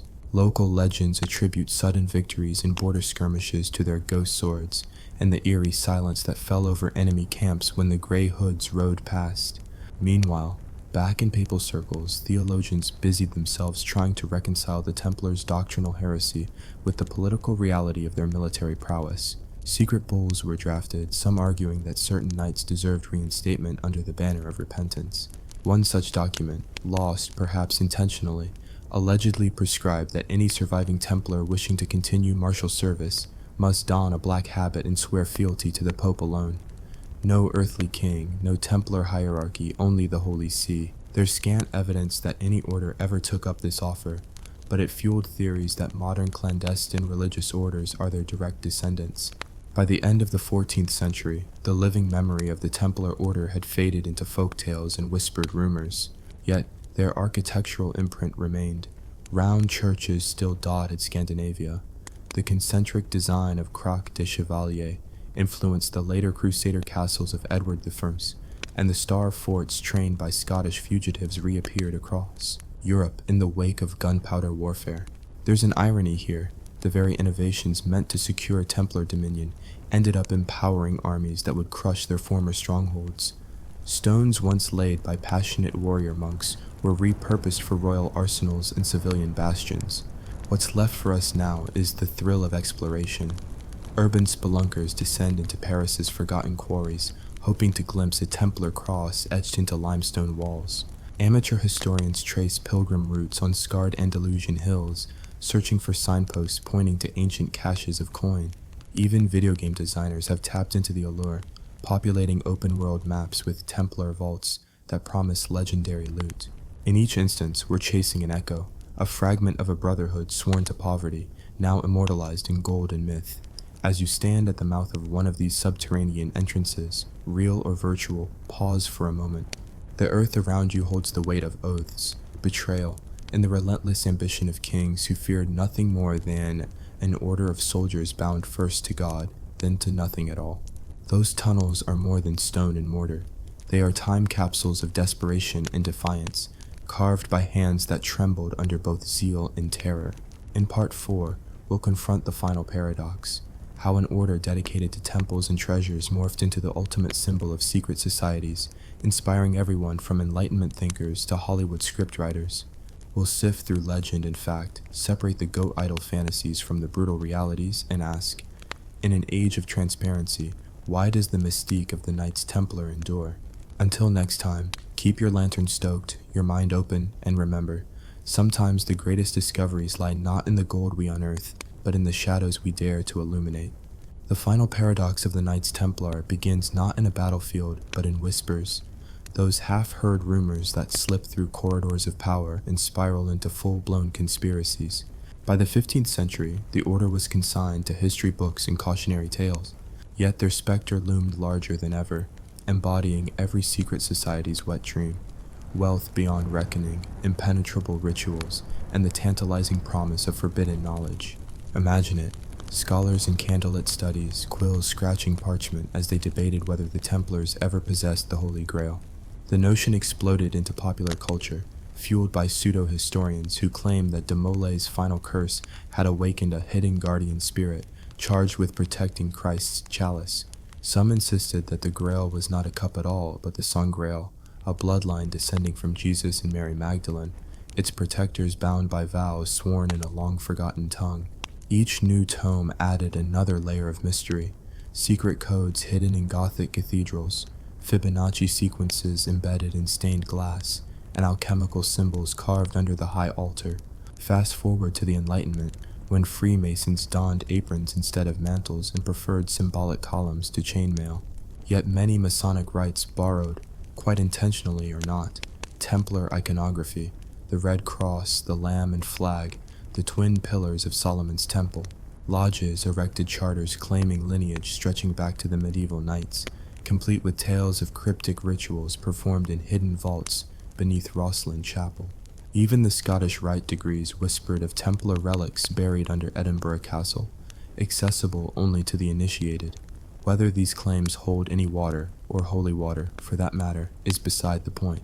The myth was stronger than the meager evidence. Enter the modern age of cinema and bestsellers, where the Templars evolved into protagonists in globe-spanning thrillers. Heroes chase ancient parchments through Moslem bazaars, decode symbols in Vatican archives, and duck behind pews as conspirators fire automatic weapons, an unholy mashup of Crusader valor and James Bond gadgetry.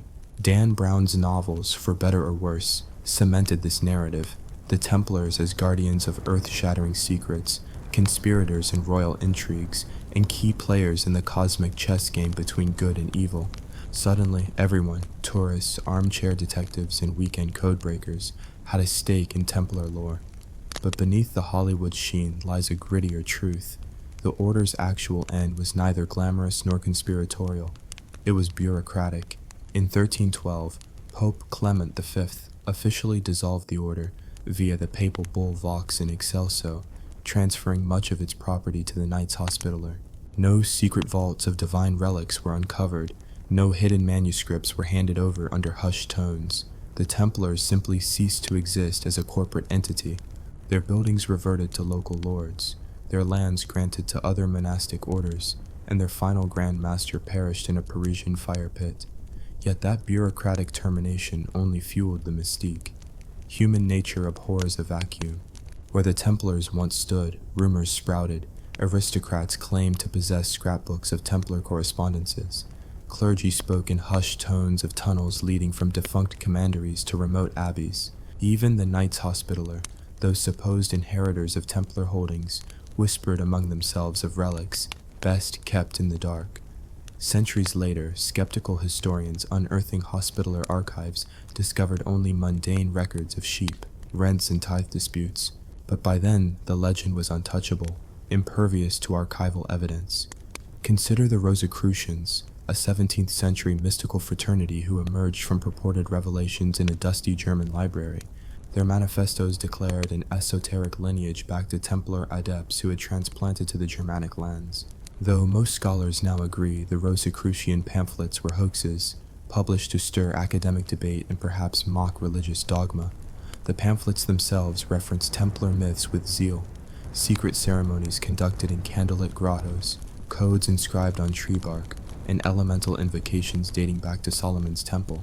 The hoax only deepened the aura around the original order, reinforcing the idea that Templar knowledge lay hidden just beyond reach. By the 19th and 20th centuries, amateur archaeologists donned tweed jackets and pith helmets, armed with pickaxes and fanciful field guides promising Templar treasures beneath ruined chapels. One band drilled into a Romanesque church in southwestern France, convinced they'd hit a subterranean vault. All they found was a forgotten baptismal font. Another expedition in Portugal unearthed only centuries-old amphora fragments. Yet every failure spawned dozens of new theories. Perhaps the artifacts were moved, perhaps the maps were misread, perhaps only the worthy could unlock the vault's secrets. Then came the digital era. Chat rooms bristled with self-styled historians debating the pixelated shapes of supposed Templar crosses and satellite imagery. Geocaching enthusiasts placed Templar relics, coin replicas, cryptic letters in hidden caches across Europe, turning treasure hunting into a participatory sport. Indie video games offered players customizable Templar avatars, complete with swappable mantles and swords, granting buffs to stealth and perception. The image of the Order transformed again, adapting to each new medium, each new generation's appetite for adventure. Yet, for all the hype, the real fascination with the Templars lies not in their supposed secret rituals or buried hoards, but in their contradictions. They embraced poverty and amassed wealth. They pledged chastity and were accused of sexual deviancy. They boasted divine mission and were condemned as heretics. They created the first medieval international bank, yet were prosecuted under the very laws they helped shape. Their story is a mirror reflecting the darkest impulses of power, faith, and human ambition. In a world addicted to transparency, where every email is logged, every credit card transaction traceable, every conversation potentially live-streamed, the Templars' mystique endures precisely because their records are incomplete, their motivations murky, and their final fate messy. We crave certainty, but their history offers none. Every official chronicle is laced with bias, royal edicts designed to justify asset seizures, papal letters aiming to defend ecclesiastical authority, eyewitness accounts filtered through fear and torture. To piece together an objective history is like photographing a funhouse mirror. What you think you see is distorted by reflections and refracted by rumor. Perhaps that's why the Templar myth pulses through our culture like a secret heartbeat. The truth is elusive, hidden beneath layers of interpretation, lies, and wishful thinking. We glimpse shadows of them in Gothic arches and rusted sword pommels, yet these remnants raise more questions than they answer. Were they pious brothers or zealous mercenaries, innovators of finance or medieval loan sharks, martyrs for faith or victims of political expedience? Their legacy forces us to confront the limits of our own certainty. So what should you take from this saga as the credits roll on our 4-part journey? First, remember that every grand narrative carries chinks in its armor, gaps where myth rushes in to fill the void. Second, recognize that the most enduring power structures are those that cloak themselves in mystery, for mystery demands devotion, even if that devotion is born of ignorance. Lastly, embrace the absurdity. A brotherhood sworn to poverty yet draped in silk, accused of worshipping demons they may have never heard of, extinguished by the very church they served. And if you ever stumble upon a hidden vault, or think you have, ask yourself, is it the real thing, or just another layer of the Templar onion, waiting to be peeled back by the next generation of truth seekers? The tunnels and temples may crumble, the dusty parchments may fade, but the questions remain alive, echoing through history's corridors. What are we really searching for when we chase buried gold and forbidden rites? Is it treasure, or the intoxicating thrill of the undiscovered? As we dim the lights on this saga, imagine those medieval brothers huddled in damp tunnels, hearts pounding as they whispered vows that would become both their glory and their downfall. They sought service to God, but found themselves serving ambition. They sought brotherhood in a chaotic world, but became symbols of every secret the powerful wished to hide. In their contradictions lie a lesson. That power, cloaked in righteousness, often reveals its true shape only in the shadows. So turn off your lantern, close the heavy oak door, and step back into the modern world. But carry with you the memory of those white-cloaked knights, their red crosses stained by tears and blood, their voices forever echoing in the dark. Render unto Caesar, and unto God. Their story is over, yet in its final irony, it never truly ends. Imagine thousands of ragged peasants and armored nobles stumbling across scorching deserts and disease-ridden roads, driven by visions of holy victory, only to discover that faith alone doesn't fill your belly or mend a broken leg. This is the epic nightmare of the Crusades, where piety met pogroms, valor met venomous dysentery, and dreams of glory bled into centuries of chaos. It began in 1095, when Pope Urban II stood at Clermont and delivered a speech that would echo through history. God wills it. With those 3 fateful words, he ignited a firestorm of religious fervor, so powerful that peasants sold their farms.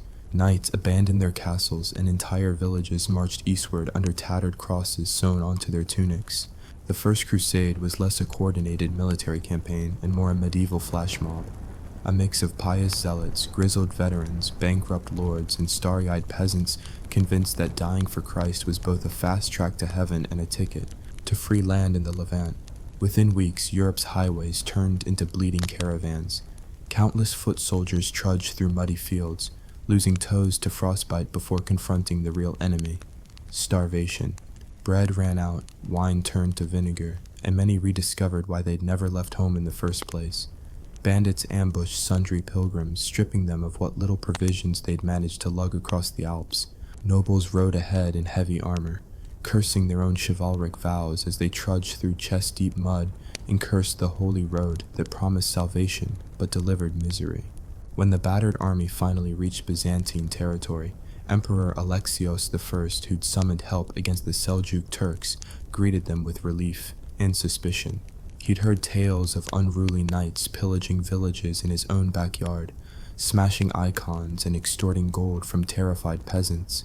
To keep the Crusaders in check, he demanded oaths of fealty from every leader, tricking them into swearing to return conquered lands to his empire. Some whispered that this was the first taste of diplomatic betrayal in a saga defined by broken promises. By spring of 1097, the Crusader host assembled outside Nicaea. The city's walls loomed like a crimson bruise against emerald hills. Siege engines wheezed into position. Trebuchets were hoisted atop makeshift towers, and knights marveled that stones could fly farther than arrows. Yet this was also the Crusades' first real lesson. Even Christian brothers could squabble over how to divide spoils. Alexios insisted on accepting Nicaea's surrender himself, denying the Western knights the glory of storming the gates. So while Byzantine troops marched in triumph, Crusaders scratched their beards and grumbled that their sacrifice for Christ was reduced to spectator sport. Next came the Battle of Dorylaeum. On July 1st, 1097, a detachment of knights and infantry blundered into an ambush by Turkish horse archers. Imagine a medieval version of dodgeball. but the balls are arrows, and the players are desperately trying to avoid bleeding out. The Crusaders formed their famous defensive hedgehog formation, shields interlocked, spears bristling, and withstood volleys until reinforcements arrived. When they finally charged, horses slipped in the blood-slicked mud, knights tumbled under each other, and more than one banner was lost in the carnage.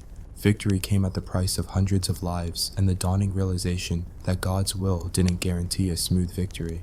As the army staggered south toward Antioch through summer heat that could blister eyes, men fell by the thousands to dysentery and heat stroke. Camels, foreign beasts that Europeans barely knew how to steer, bucked with terror, scattering caravans and forfeiting precious supplies. Negotiations with local Armenian princes yielded temporary safe passage, but only if Crusader nobles bribed them with gold looted from Byzantine treasuries. By the time they camped at the foot of Antioch's walls in October 1097, their numbers had dwindled to a fraction of the departing host. Still, hope lingered.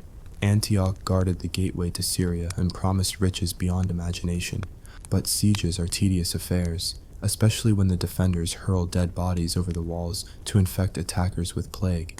The Crusaders tried everyone's favorite medieval tactic, tunneling under walls. Unfortunately, their miners discovered nothing but bedrock and pockets of toxic gas that staggered them like strong wine. Supplies ran perilously low.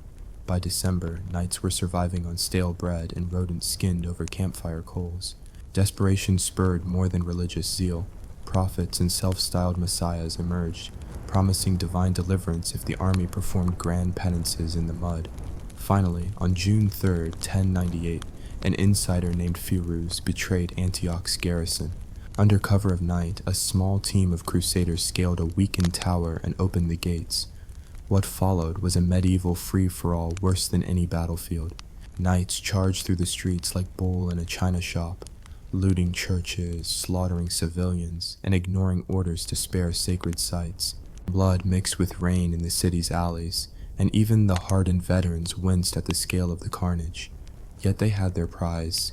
Antioch was theirs, complete with its citadel and coveted port. But the nightmare didn't end there. As the Crusaders congratulated themselves, a Muslim relief army under Kerboga of Mosul arrived and encircled the city. The battered garrison, now filled with fresh recruits fleeing Kerboga's advance, found itself besieged from within and without. Morale collapsed. Knights argued over who betrayed whom, and rumors spread that the holy lance which St. Peter had supposedly wielded lay hidden in the cathedral. If only it could be found and paraded to inspire fear in the enemy. A frantic search ensued, culminating in the dramatic discovery, likely staged, of a rusted spear that boosted spirits enough for a daring sortie. On June 28, 1098, the Crusaders marched out to meet Kerboga's forces. Their formation was chaotic, infantry mismatched with cavalry, barefoot pilgrims alongside crossbowmen whose bolts splintered on shields. Yet against all odds, the Muslim army fractured under internal rivalries. Kerboga's emirs refused to cooperate, each hoping to claim Antioch for himself. The Crusaders seized the moment, charging into gaps in the lines and turning what seemed like sure defeat into a miraculous victory. Historians argue whether it was divine intervention or just the enemy's rotten coordination. For the knights, it felt like a sign that heaven still smiled upon their cause. Exhausted, half dead, and buried in mud, the survivors regrouped and prepared for their ultimate prize, Jerusalem. Word arrived that the Fatimid Caliphate, rulers of the city, had sent reinforcements. Another siege loomed on the horizon, and the Crusaders' ranks had grown even thinner. They paid for mercenaries with Antioch's spoils, tortured captured scouts for intelligence, and conducted nightly prayer vigils in makeshift chapels carved from tents. Every man knew the cost: scurvy, dysentery, and the ever-present stink of death. As they marched south along the coastal plain toward the holy city, tales of atrocities traveled faster than the army itself. Massacres of Jewish communities in the Rhineland during the journey became grim landmarks, even before they reached Christian soil. Once they conquered Jerusalem in July 1099, the carnage peaked. Knights slaughtered civilians in the streets, spilling so much blood that chroniclers compared the city to a slaughterhouse. No mercy was shown, churches overflowed with bodies, and rivers ran red with gore. It was a victory party drenched in sin, far from the chivalric ideal propagated back in Europe. By the end of the First Crusade, Crusader states were carved out like slices of an overripe melon: the Kingdom of Jerusalem, the Principality of Antioch, the County of Edessa, and the County of Tripoli. But victory tasted bitter. Constant skirmishes with Muslim neighbors, internal feuds among Frankish lords, and the crushing burden of defending far-flung outposts drained resources and morale. Many knights found themselves stranded in a land where winter bitterly froze their bones, summer blistered their skin, and the only relief was the promise of ransom money or reinforcements from home. Thus concludes the first leg of our four-part saga. From Claremont's charged atmosphere to Jerusalem's blood-soaked streets, the First Crusade revealed both the heights of faith-fueled heroism and the depths of human cruelty. Part 2 will plunge into the Second and Third Crusades, where legendary figures, Saladin, Richard the Lionheart, and Philip Augustus, take center stage, rewriting the rules of war and diplomacy in ways as absurd as they are brutal. Until next time, keep your lance sharp and your prayers sharper, because in the world of the Crusades, salvation came at a price no one truly wanted to pay. The Second Crusade was less a triumphant reprise of the first and more a medieval blooper reel on an epic scale. It kicked off in 1144, when news arrived in Europe that the County of Edessa, a Frankish stronghold carved out like last year's wedding cake slice, had fallen to Zengi, the Atabeg of Mosul. Imagine the panic in Christendom: Crusader states upended, pilgrims at risk, and European nobles griping that their Italian vineyards were suddenly irrelevant. Pope Eugenius III published the bull Quantum Predecessors, summoning knights and commoners alike to don crosses once more. The charismatic Bernard of Clairvaux, who, let's be honest, looked like he'd been carved from alabaster and spoke like a sermon-writing AI, preached a series of orations that set hearts ablaze. Within months, armies coalesced. Louis VII of France, barely out of nappies when the First Crusade launched, and Conrad III of Germany, who certainly knew how to wear armor but not necessarily how to coordinate armies. The Germans, led by Conrad, marched through Hungary and into Byzantium, with all the subtlety of a bull in a cathedral. Supply lines snapped like sheep's sandals. Local populations quaked at the sight of heavy cavalry trundling through grapevines, trampling produce and morale in equal measure. In Anatolia, Conrad's knights encountered Seljuk ambushes at Dorylaeum Redux. Only this time, the answer to what could go wrong was literally everything. Over 2 days, the German contingent was decimated by mounted archers who seemed to know the terrain better than the keys to their own camp gates. Conrad himself returned home, shell-shocked, mumbling something about ill-fated endeavors and never again. Meanwhile, Louis VII's French retinue trudged behind, suffering its own brand of logistical calamity. They reached Constantinople only to be subjected to Byzantine hospitality, so overcautious it felt like house arrest. The Crusaders were ferried across the Bosporus on flat-bottomed boats, while rivals moored on the Asiatic shore, crossbows at the ready. Once in Asia Minor, the French learned that marching through sweltering heat with brocade tunics and varnished shields was statistically more likely to trigger heatstroke than divine favor. At the Battle of Mount Cadmus, Louis' forces attacked at dawn, an admirable idea, only to stumble into a hidden gorge where retreat was impossible. Hundreds were killed. Survivors eked out a retreat through enemy territory, learning that losing one's cross to feverish exhaustion was the medieval equivalent of crashing your car into a tree. Against this backdrop of carnage, the Crusades' other prong targeted the Iberian Peninsula and the Baltic. Not exactly eastern, but politically convenient. Portuguese and Spanish knights pressed against Almeria and Lisbon, while German princes attacked pagan Wends in Pomerania. This patchwork approach diluted resources, diluted morale, and by some accounts diluted the definition of crusade itself. Were these holy wars or medieval tourism with swords? The answer, as usual, was both. By late 1148, the surviving leaders, exhausted, broke, and bewildered, assembled at Acre to decide their next move. Discussions were cordial enough until Louis and Conrad eyed each other like tired puppies at feeding time. The plan to attack Damascus, once seen as a brilliant stroke, unraveled amid contradictions. Was Damascus a friend of Jerusalem or an enemy? Would taking Damascus help or harm relations with local Christian sects? Would the city's famed gardens prove more distracting than strategic? After 4 days of haggling, roughly the medieval equivalent of a modern board meeting, they attacked, only to be repelled within days. Damascus held firm.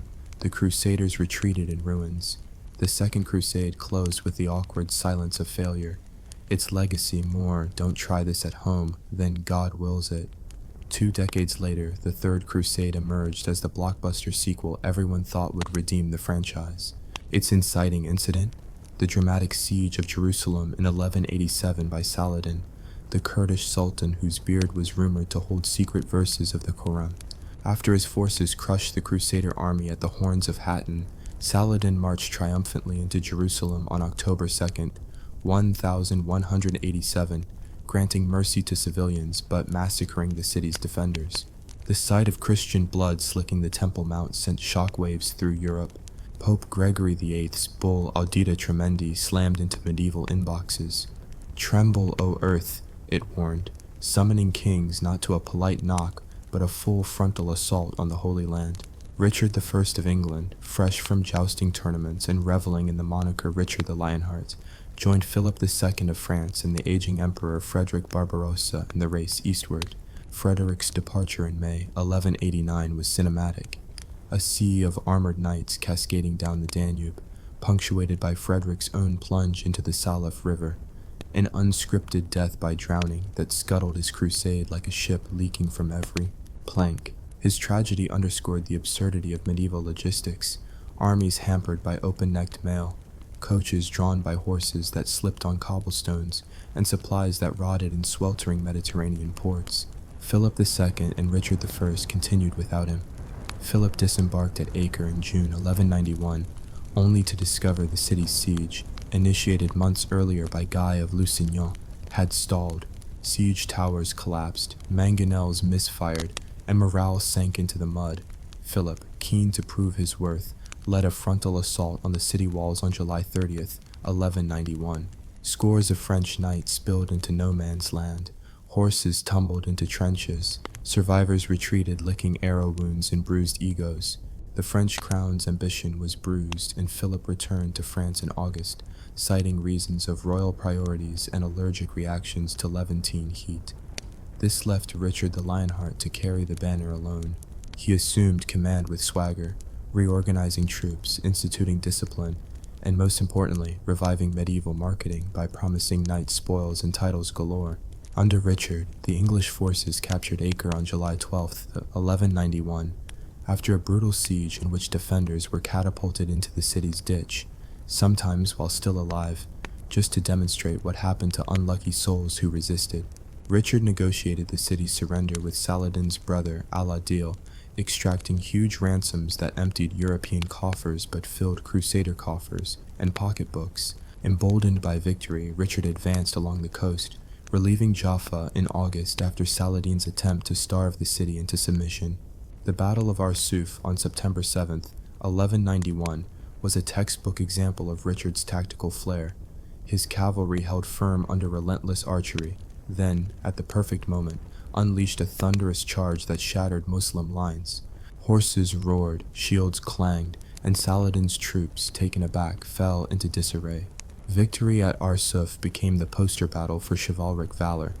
Despite the fact that Saladin may have ordered a tactical withdrawal to lure the English deeper into hostile territory, Richard pressed onward toward Jerusalem, only to confront the cruelest reality of crusading.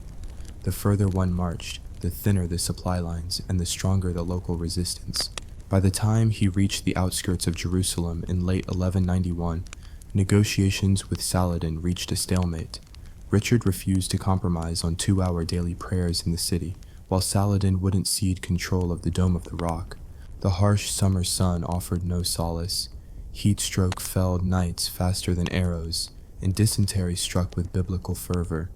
Richard reportedly declared that it was better to negotiate than die clutching a broken lance on hostile sand. The resulting Treaty of Jaffa in September 1192 was a classic stalemate. Christian pilgrims won safe passage to Jerusalem, but the city remained under Muslim control. The Kingdom of Jerusalem was reduced to a coastal strip from Tyre to Acre. Crusader states limped on, financed by pilgrim tolls and Richard's unpaid ransom, caught and sold back by Leopold of Austria on his return. Meanwhile, back in Europe, the Third Crusade was hailed as both a triumph of perseverance and a cautionary tale of limited ambition. It proved that even the boldest crusader king couldn't eclipse the logistical nightmare of sustaining armies far from home. Thus, the Second and Third Crusades revealed the constant refrain of these holy wars. Somewhere between divine mandate and human folly lay a chasm filled with broken oaths, stomach cramps, and career-ending battle charges. They taught medieval Europe that zeal could spark mass mobilization, but not necessarily victory. That charismatic preaching could empty coffers but not save lost cities, and that at the end of the day, even lions and angels might balk at the cost of conquest. Part 3 will plunge into the disasters of the Fourth Crusade, the tragic Children's Crusade, and the rise and fall of Crusader principalities. Because if there's one lesson in the Crusades, it's that history's nightmares keep renewing themselves, each more absurd than the last. The Fourth Crusade was supposed to be a rescue mission for the Holy Land, a high-stakes rerun of earlier glories. Instead, it veered disastrously off script, turning into a medieval heist and a masterclass in how to betray everyone, including yourself. In 1202, Pope Innocent III called for fresh Crusader banners to be raised. Venetians, led by Doge Enrico Dandolo, a blind octogenarian who nonetheless steered his republic with ruthless cunning, agreed to ferry 40,000 Crusaders to Syria for a fee of 85,000 silver marks. Problem was, the Crusaders had roughly 10,000 marks in their treasuries. Their solution? Promised to sack Zara, a Christian city on the Dalmatian coast, to pay their debt, then sail on to Jaffa. It was like taking out a loan to pay for your kids' braces by selling your mother's jewelry, only with more chainmail and fewer ethics.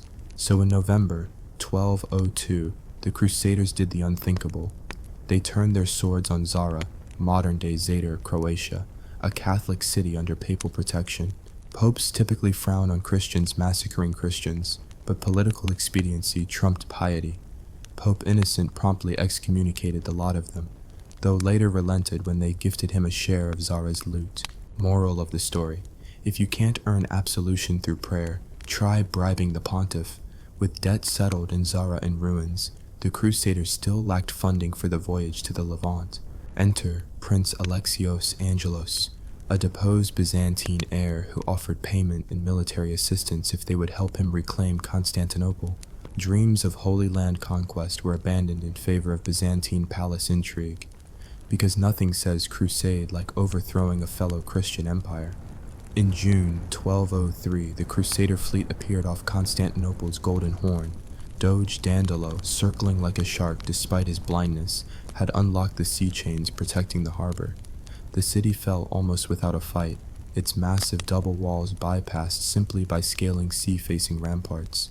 Instead of banners of Christ, Latin crosses flew next to banners of Alexios. For a brief moment, it seemed the plan worked. The exiled prince was seated on the throne.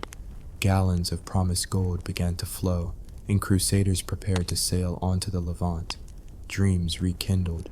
But victory parties in Constantinople tend to get messy. Alexios' coffers were emptier than a pauper's sack, and the locals despised their new Western overlords. By January 1204, tensions exploded. Byzantines rioted, Latin knights clashed with Orthodox mobs, and the streets ran red with both blood and the spilled wine of drunken nobles. When no more promises could be extracted, the Crusaders decided to loot the city. It was, in effect, a pay-your-dues festival. Churches were stripped of relics, imperial palaces gutted of silk tapestries, and treasure chests pried open like medieval piñatas. Priceless icons were hacked apart for gold frames. Libraries were dumped into the sea. Mosaics dismantled for mosaic-shaped souvenirs. One chronicler reported that the beauties of Constantinople were destroyed more through cupidity than by sword. By April 1204, Constantinople lay in smoking ruin. The Crusaders paraded through its shattered streets, hauling loot back to their ships. They carved up the Byzantine Empire into Latin principalities, essentially feudal fiefdoms we might today call the world's worst timeshares. Baldwin of Flanders was crowned Emperor of Constantinople. Venice grabbed key islands and ports. French knights carved out duchies. All in all, the Fourth Crusade succeeded in creating a new Latin empire, about as stable as a sandcastle at high tide. Meanwhile, the real objective, the recovery of Jerusalem, moved further into the realm of fantasy. Funds meant for galleys and armies were eaten by Venetian loan sharks. Crusader zealots left ashore muttered prayers to empty seas. The papacy, embarrassed yet again, distanced itself from the catastrophe. Innocent III died with a prayer on his lips that something, anything honorable, might yet transpire. Barely 5 years later, the Latin Empire collapsed under Byzantine counterattacks. Constantinople was retaken in 1261, reducing the West's ill-gotten gains to little more than a cautionary tale about mission drift. The Fourth Crusade stands today as a tragicomic testament to what happens when strategic vision is replaced by opportunistic greed. If the Fourth Crusade was the medieval version of Oops, the Children's Crusade of 1212 was the exact definition of what were they thinking. A teenage French shepherd named Stephen of Cloyes wandered into the streets of Orléans proclaiming he'd received a letter from King Philip Augustus asking children to rescue the Holy Land.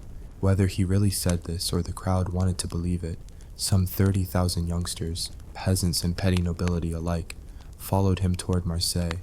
They believed the Mediterranean would part like the Red Sea for their innocent march to Jerusalem.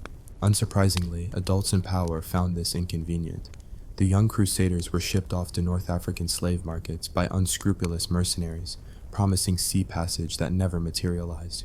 Ships intended to carry them across were either wrecked or never appeared. Most perished from hunger, exhaustion, or captivity. A few drifted back home years later, ill and guilt-ridden. The Children's Crusade remains a stark symbol of religious zeal overriding common sense to tragic effect. But political and religious farce wasn't the only story. Behind the headlines were countless small-scale expeditions. German crusades against Baltic pagans, the Fifth Crusade's ill-fated detour into Egypt, Louis IX's doomed Sixth and Seventh Crusades. Each campaign echoed the same pattern: papal bulls trumpeting grand objectives, armies mustering banners and crosses, initial victories soured by supply failures, disease, or shifting allegiances. In Egypt, crusaders besieged Damietta, 1218 to 1219, only to freeze when the Nile flooded its own banks, drowning siege works and forcing an ignominious retreat. In the Holy Land, Louis IX's stay in Acre saw more disagreement among fellow Christian lords than valor against Muslim forces. Through it all, the Crusader states Jerusalem, Antioch, Tripoli, and Edessa became playing cards in a wider diplomatic game. Local Christian kings quarreled over succession. Italian maritime republics vied for trade privileges. Mongol envoys occasionally offered to help in exchange for Western recognition of their supremacy. Each alliance shift felt like a medieval game of musical chairs, until the music stopped and every seat was taken by invaders. By 1291, Acre, the last major Crusader stronghold, fell to the Mamluk Sultanate. The final gasp of Christian rule in the Levant was not a grand siege, but a panicked evacuation amid swirling smoke and collapsing walls. Knights flung relics and treasure into the sea to keep them from enemy hands. Survivors boarded ships bound for Cyprus, leaving behind a city of rubble and empty crosses. The Crusader dream died not on a battlefield, but in the ash-choked streets of a once proud port. If there's a single thread weaving through all 8 crusades, it's this: faith alone couldn't overcome the relentless realities of logistics, politics, and human folly. Armies ran out of food, lost their horses to disease, argued over spoils, or fell victim to convincing propaganda from enemies. Papal authority waxed and waned. Knights switched sides when it suited them. Local rulers exploited every opportunity to pit crusaders against each other. The idealized image of a unified Christian onslaught was repeatedly undermined by petty rivalries, financial insolvency, and catastrophic mismanagement. Yet the Crusades did leave an indelible mark. They reshaped trade routes, introduced Europe to new technologies and ideas, gunpowder, sugar, Arabic numerals, and bridged rival cultures in a messy crucible of conflict and exchange. They forged the rise of military orders like the Hospitallers and Teutonic Knights, who would go on to carve their own brutal legacies. They also left a bitter legacy of religious animosity that echoes to this day, fueling centuries of conflict and mistrust between East and West. Perhaps the greatest irony is that, despite thousands of sermons, papal bulls, and vows sworn on sacred relics, the Crusades' outcomes were dictated not by divine mandate, but by human caprice. An army guided by faith fell to hunger. A pope's decree was outflanked by doges in Venice. A shepherd boy's vision led to a sea of suffering. The Crusades' true legacy is neither victory nor defeat, but a mirror reflecting the worst and most absurd aspects of human ambition when cloaked in righteousness. So, having traversed the fevered plains of Anatolia, the fetid swamps of Egypt, and the shattered streets of Holy Land cities, what should we take away? That faith can inspire great deeds, but only if paired with clear strategy and a dash of common sense. That alliances are as fleeting as soldiers' loyalties, and that in the mad theater of religious war, the script is often rewritten by the lowest bidder. Next time you hear God wills it, remember the Crusaders who ourselves willed hunger, betrayal, and ruin, and the hard truth that the road to hell is often paved with good intentions. The final curtain on the Crusades unfolds not in one grand finale, but in a slow-motion collapse of an entire enterprise, equal parts tragedy, comedy of errors, and bureaucratic tedium. After the fall of Acre in 1291, the Holy Land was lost, but Europe was not done with its crusading fantasies. Popes spun new crusades against heretics at home, Aragonese nobles, Hussites in Bohemia, Waldensians in the Alps, yet none carried the same allure, or fodder for mosques' minbar sermons. Money poured into indulgences, clerics preached fiery sermons, knights donned crosses once more, but invariably discovered that marching to France or Germany was just as hellish as trudging through Syria. Rain-soaked fields, overpriced lodging, and village inns, bickering over who paid for the tavern's roast suckling pig. Meanwhile, the Mamluks solidified their grip on the Levant. Their new sultan, Kalawan, built towering citadels at Margat and Safida, fortresses so impregnable even Richard the Lionheart would have skipped lunch rather than lay siege. By the mid-14th century, Muslim rulers had reconstructed walls, established efficient supply lines, and recruited professional armies paid in gold. The notion of recapturing Jerusalem by brute force became as outdated as chainmail helmets in a gunpowder age. Back in Europe, the Knights Hospitaller, once crusading auxiliaries, reinvented themselves yet again. They relocated first to Cyprus, then Rhodes, and finally Malta, morphing into a naval power that preyed on Ottoman shipping. From fortress islands carved out of jagged rock, these Knights of Malta launched corsair raids against Muslim merchant ships, crusading by proxy, draped in black habits instead of white. Their order still survives today, a living relic of those medieval zealots who once dreamed of a Jerusalem ruled by popes and kings. The Teutonic Knights chased a different crusade, a campaign against the pagan tribes of the Baltic. From their base in Marienburg, modern Malbork, Poland, they waged relentless war on Prussians, Lithuanians, and Livonians, converting or expelling them under the banner of holy war.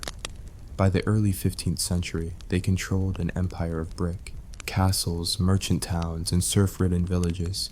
Their downfall came not from outside armies, but from internal revolts, the Prussian uprising of 1454, and the rise of Poland-Lithuania. The Teutonic state was secularized in 1525. Its Grand Master turned Duke of Prussia, and its knights scattered into charity work and fancy parades. From crusaders to tourist attractions, such is the arc of history. Perhaps the most absurd swan song of crusading folly arrived in 1396 at the Battle of Nicopolis. A ragtag coalition of French knights, Hungarian nobles, Serbian lords, and a sprinkling of English and Burgundians mustered to check Ottoman Sultan Bayezid II's advance into Europe. Their army glittered with pedigree, knights wearing the fleur-de-lis, banners of the Angevin house, and crusader crosses sewn into velvet surcoats. Yet on September 25th, they charged across open fields into waiting Ottoman archers and cavalry. The result? A massacre so complete that Henri de Vergy is said to have quipped, through a mouthful of arrows, that he'd never tasted such well-seasoned meat. Survivors were either beheaded on the spot or paraded as trophies through Ottoman camps.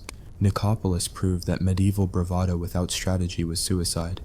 By the 15th century, the idea of rescuing Christendom by sending armies abroad gave way to realpolitik. Kings realized that funding crusades drained their treasuries and incited peasant revolts at home.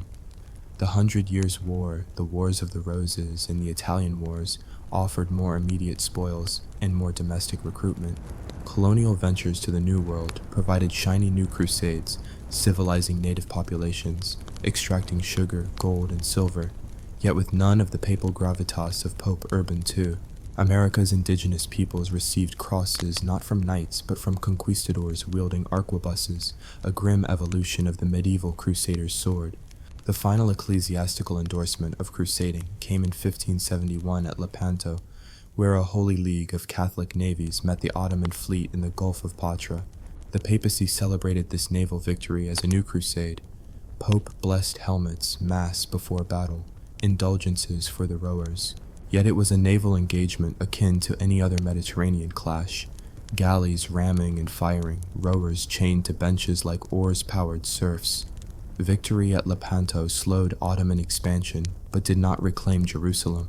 It was the last gasp of the medieval crusading spirit, recast in Baroque terms. In the cultural realm, the Crusades left indelible marks.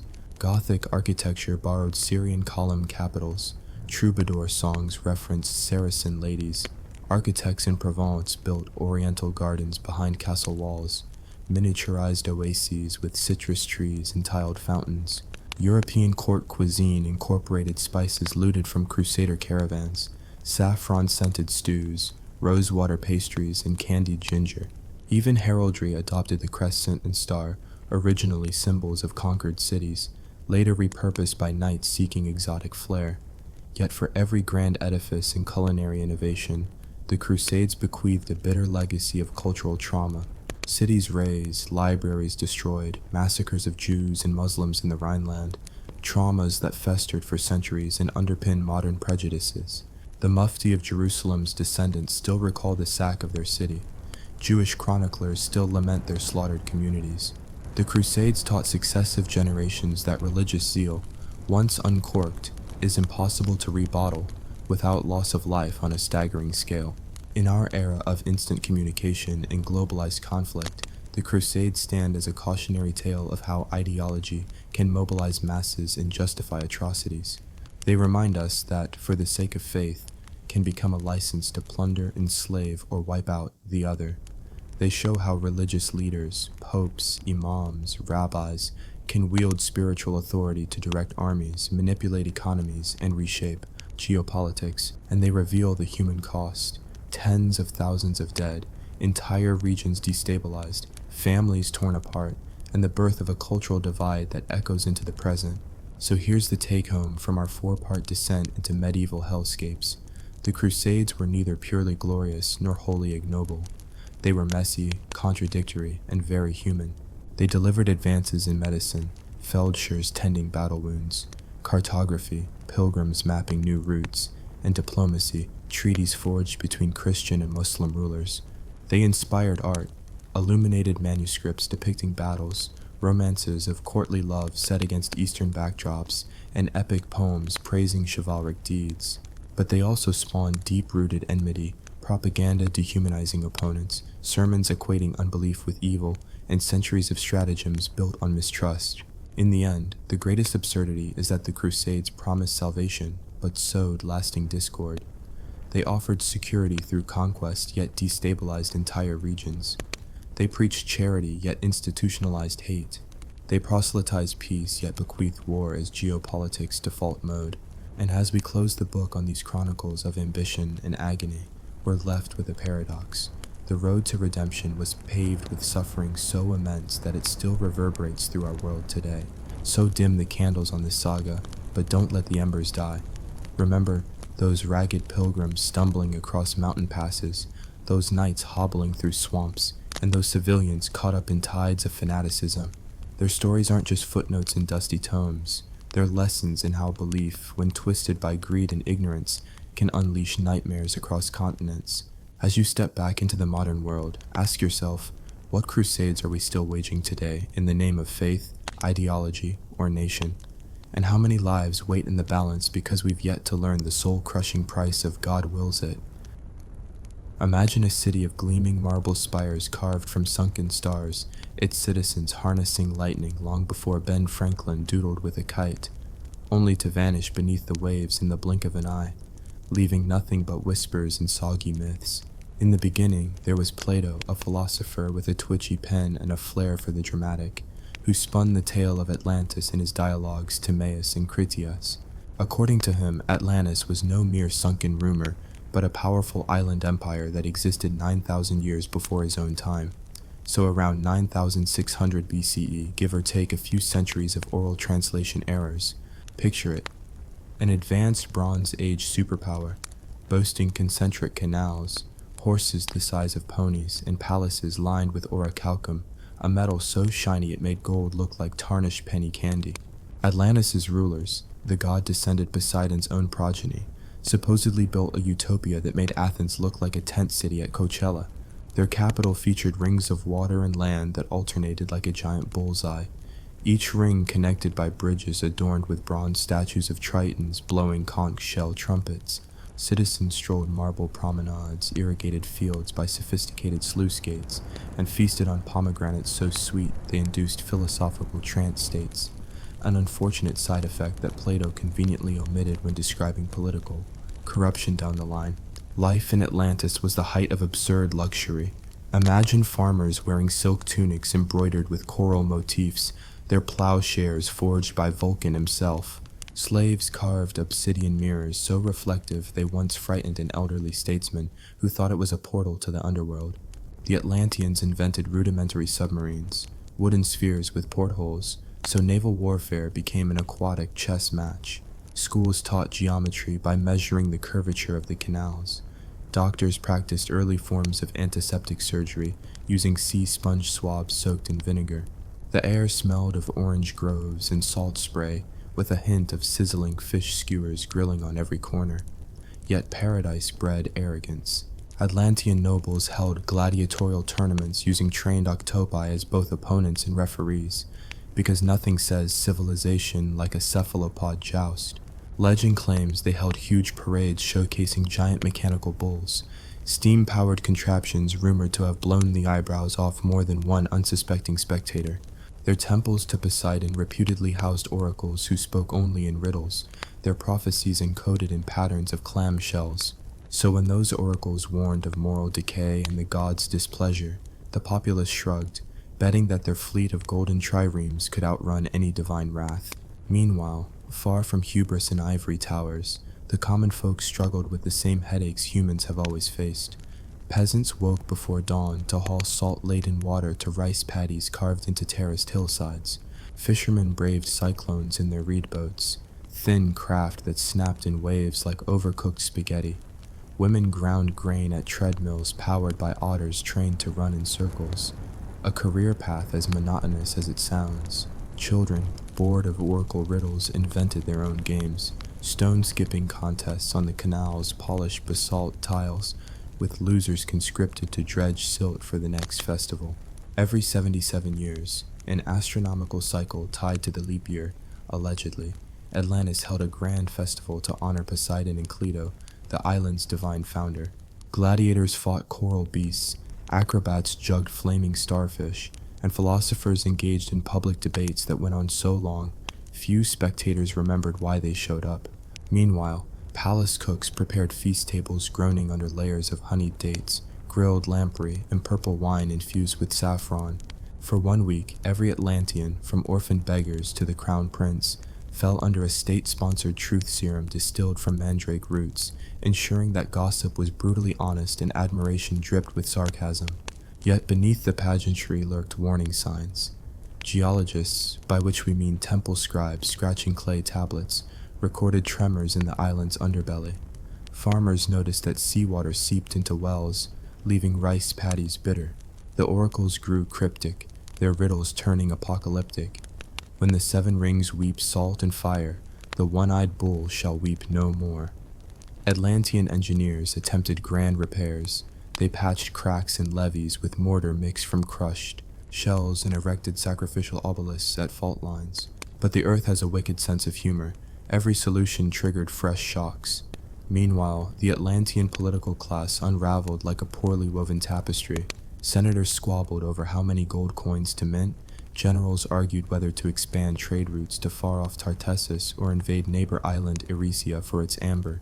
Rebel factions took to the canals in speed chariots, narrow gondolas pulled by dolphins, firing tridents at one another like underwater nerf wars. The once unified empire splintered into city-states, each ruled by oligarchs who adorned their thrones with shark jaws and ivory tusks. Public debate in the amphitheaters turned savage.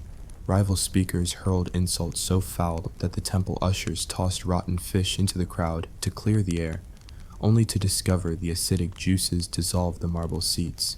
In 8474 BCE, a date scribbled in temple ledgers and confirmed by the broken hourglass of history, Atlantean astronomers tracked a celestial alignment that portended doom. 5 planets converged above the horizon in a pattern matching the city's rings. Priests proclaimed it a sign that Atlantis' destiny was sealed. The gods would reclaim their domain. Panic spread, temples filled with mourners begging for mercy, while the merchants hoarded orichalcum ingots, believing they could barter their way to safe harbor elsewhere. Engineers proposed an audacious plan: drill deep boreholes into the volcanic island's core to release pressure and prevent a catastrophic eruption. Workers descended into shafts lined with bronze rivets, carrying torches and picks, only to be met by choking gases and sudden lava spurts. Some returned with faces blackened by soot, muttering that the earth had turned into a giant pressure cooker. As the shaking intensified, the island's ringed canals buckled, bridges collapsed, and whole districts snapped off into the sea like broken crackers.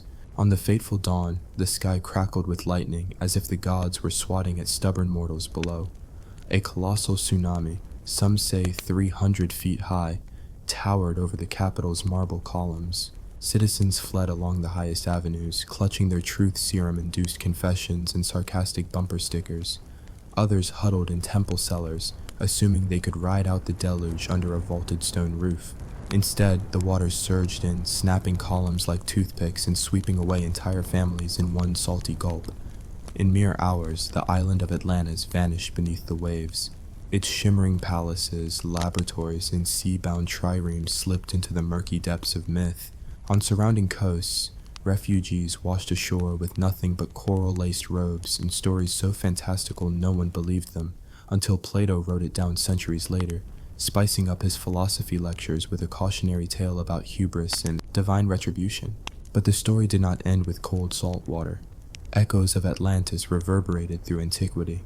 The Egyptians mentioned a flood so vast it tore the Nile's delta apart. The Minoans carved rings on cave walls that some speculated were Atlantean cartographers mapping their lost homeland. Sailors reported seeing glimmering lights beneath the waves on moonless nights, an underwater mirage or the ghosts of Poseidon's temples calling out for worship. Centuries passed and the myth entwined itself with every age's anxieties. During the Roman era, orators invoked Atlantis as a symbol of imperial overreach. "Beware, O Rome," they warned, "lest you too drown in your own grandeur." Medieval monks wove Atlantis into their illuminated manuscripts, mixing it with tales of Prester John's kingdom, because anything more exotic than Viking sagas sufficed to fill blank parchment. Renaissance scholars dug through dusty libraries, convinced that Plato's text concealed coded maps to sunken treasures. They spent fortunes sailing the Mediterranean with divining rods fashioned from whalebone. By the Enlightenment, Atlantis became the ultimate punchline in seances and early archaeology lectures. Philosophers debated whether Atlantis was real or allegory. Voltaire sided with fiction, while Kant mused that the myth revealed more about human nature than any empirical study. When deep-sea diving technology emerged in the 19th century, treasure hunters plunged into the Atlantic abyss, tapping the plaintive sonar of their metal detectors into mud-choked wrecks, finding nothing but amphora shards and dismembered anchors. Modern scientists have searched the ocean floor with sonar, satellites, and remotely operated submersibles, turning sea charts into psychedelic mosaics of undersea ridges and ancient coastlines. Some propose that a real Atlantis was Crete, destroyed by a volcanic mega-eruption at Hera. Others argued for Antarctica, once temperate before continental drift turned it into an icebox. Still others suggest Atlantis was mere collective delusion, a Platonic allegory turned into obsession by centuries of conspiracy nuts. But perhaps the true legacy of Atlantis is our own craving for lost utopias. We glimpse in its submerged streets our hopes for perfect societies, our fears of environmental collapse, and our fascination with hidden knowledge. Atlantis reminds us that no empire, no matter how radiant, can withstand the caprices of nature and the follies of power. It warns that technological marvels, submarine cities, energy crystals, bioengineered crops, must be tempered by humility and foresight. As we peer into the deep, scanning for glints of sunken spires, we're really gazing into a mirror. Will our skyscrapers one day lie beneath turbulent seas? Will climate change become our own tsunami, erasing centuries of progress overnight? Atlantis doesn't just whisper of ancient tragedy, it screams a question to every generation. Are we building wonders that will endure, or crafting monuments doomed to drown in our hubris? Centuries rolled on, and the memory of Atlantis shifted like sand beneath restless tides. What began as a philosopher's cautionary tale mutated into a carnival of speculation, conspiracy, and outright lunacy, proof that once you drop a myth into the cultural ocean, it spawns fish of every shape and color. By the Roman era, Cicero and Pliny the Elder scoffed openly at Plato's sunken Atlantis, dismissing it as an instructive fable rather than literal history. Yet every time a Mediterranean storm wrecked a coastal villa, or a volcanic tremor cracked Italian aqueducts, rumor mongers pointed fingers at Atlantean ghosts stirring in their watery tomb. Temple priests in Alexandria used the tale as a handy sermon tool, warned the masses that even a civilization blessed by Poseidon could drown in its own arrogance, and they'd sit up straighter at Sunday services. The collapse of Rome itself only stoked the embers of fascination. As barbarians poured across the Rhine and Visigoths sacked the Eternal City, European scholars looked back and wondered, was Atlantis history's original empire collapse? Was Carthage merely its outpost run amok? Dark Ages monks recopied fragments of Plato in Latin glosses, scribbling marginal notes like humbug or but seriously, where? When Vikings first landed on Newfoundland, local monks wrote of strange ghost ships, conflating Norse longships with Atlantean triremes, because in medieval minds, anything beyond the horizon might belong to the Lost Isle. Fast forward to the Renaissance, when Europe emerged from centuries of candlelit gloom, clutching rediscovered Greek manuscripts. Humanists like Erasmus and Pico della Mirandola debated the authenticity of Atlantis with academic gusto. Libraries in Florence housed half-burned papyrus scrolls once claimed to be Critias fragments, though these were almost certainly medieval forgeries designed to elevate a patron's prestige.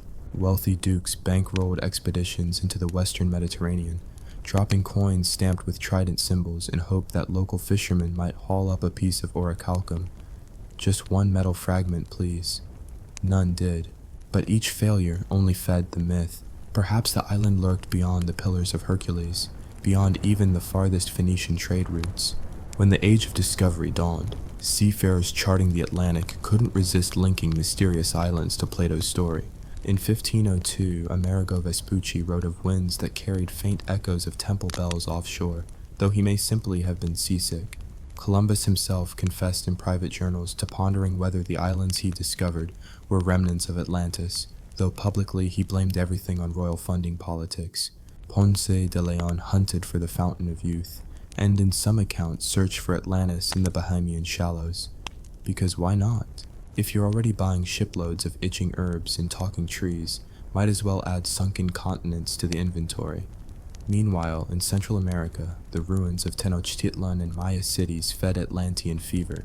Spanish chroniclers, unwilling to credit indigenous peoples with sophisticated architecture, speculated that these pyramid-topped metropolises were built by Atlantean refugees who washed ashore after the Great Deluge. Thus, the myth mutated into a tool of colonial arrogance. See, only a sunken superstate could account for this level of civilization. Archaeology, in its infancy, became collateral damage in a cultural blame game. The Enlightenment brought a more rigorous, if still credulous, approach. Scholars like Johann Joachim Winckelmann pondered parallels between Minoan frescoes and Plato's descriptions. Look at these bulls leaping in Chausos. Surely they descended from Atlantean mechanical bulls. Others, like Immanuel Kant, wrote philosophical essays on Atlantis as allegory, an early exercise in literary criticism that inadvertently popularized the idea that the myth held a hidden, perhaps scientific truth. Academic debates spilled over into salons where wits wagered bets on whether Atlantis lay in the Atlantic Ocean, the Arctic, or even off the coast of India.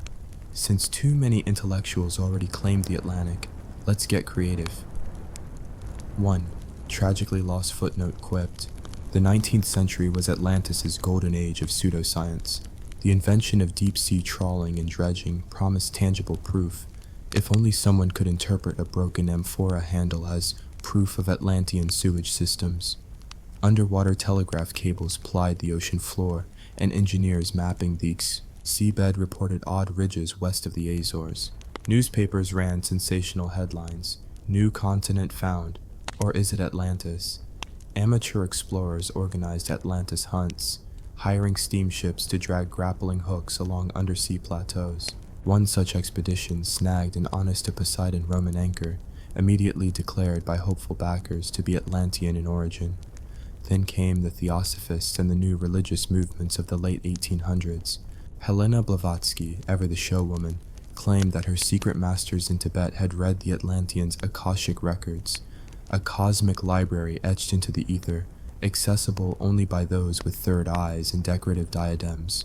She blended Plato's narrative with Hindu cosmology, positing that Atlantis was one root race in a grand cycle of planetary evolution. New Age authors later riffed on this. By the 1960s, every metaphysical bookstore featured Atlantean crystal healing, Atlantean dream interpretation, and Atlantean channeling, as if the lost engineers had left behind self-help manuals that only you, dear seeker, could decipher. Academia counterpunched with geology and plate tectonics. The mapping of the Mid-Atlantic Ridge in the early 20th century revealed a massive underwater mountain range, once hailed as proof of Atlantis' central mountain. Nautical charts designated it the Great Atlantis Trench, spawning a dozen dives that turned up nothing but basalt and moribund sea urchins. As plate tectonics theory solidified in the 1960s, scientists pointed out that ocean floors arise and vanish over tens of millions of years.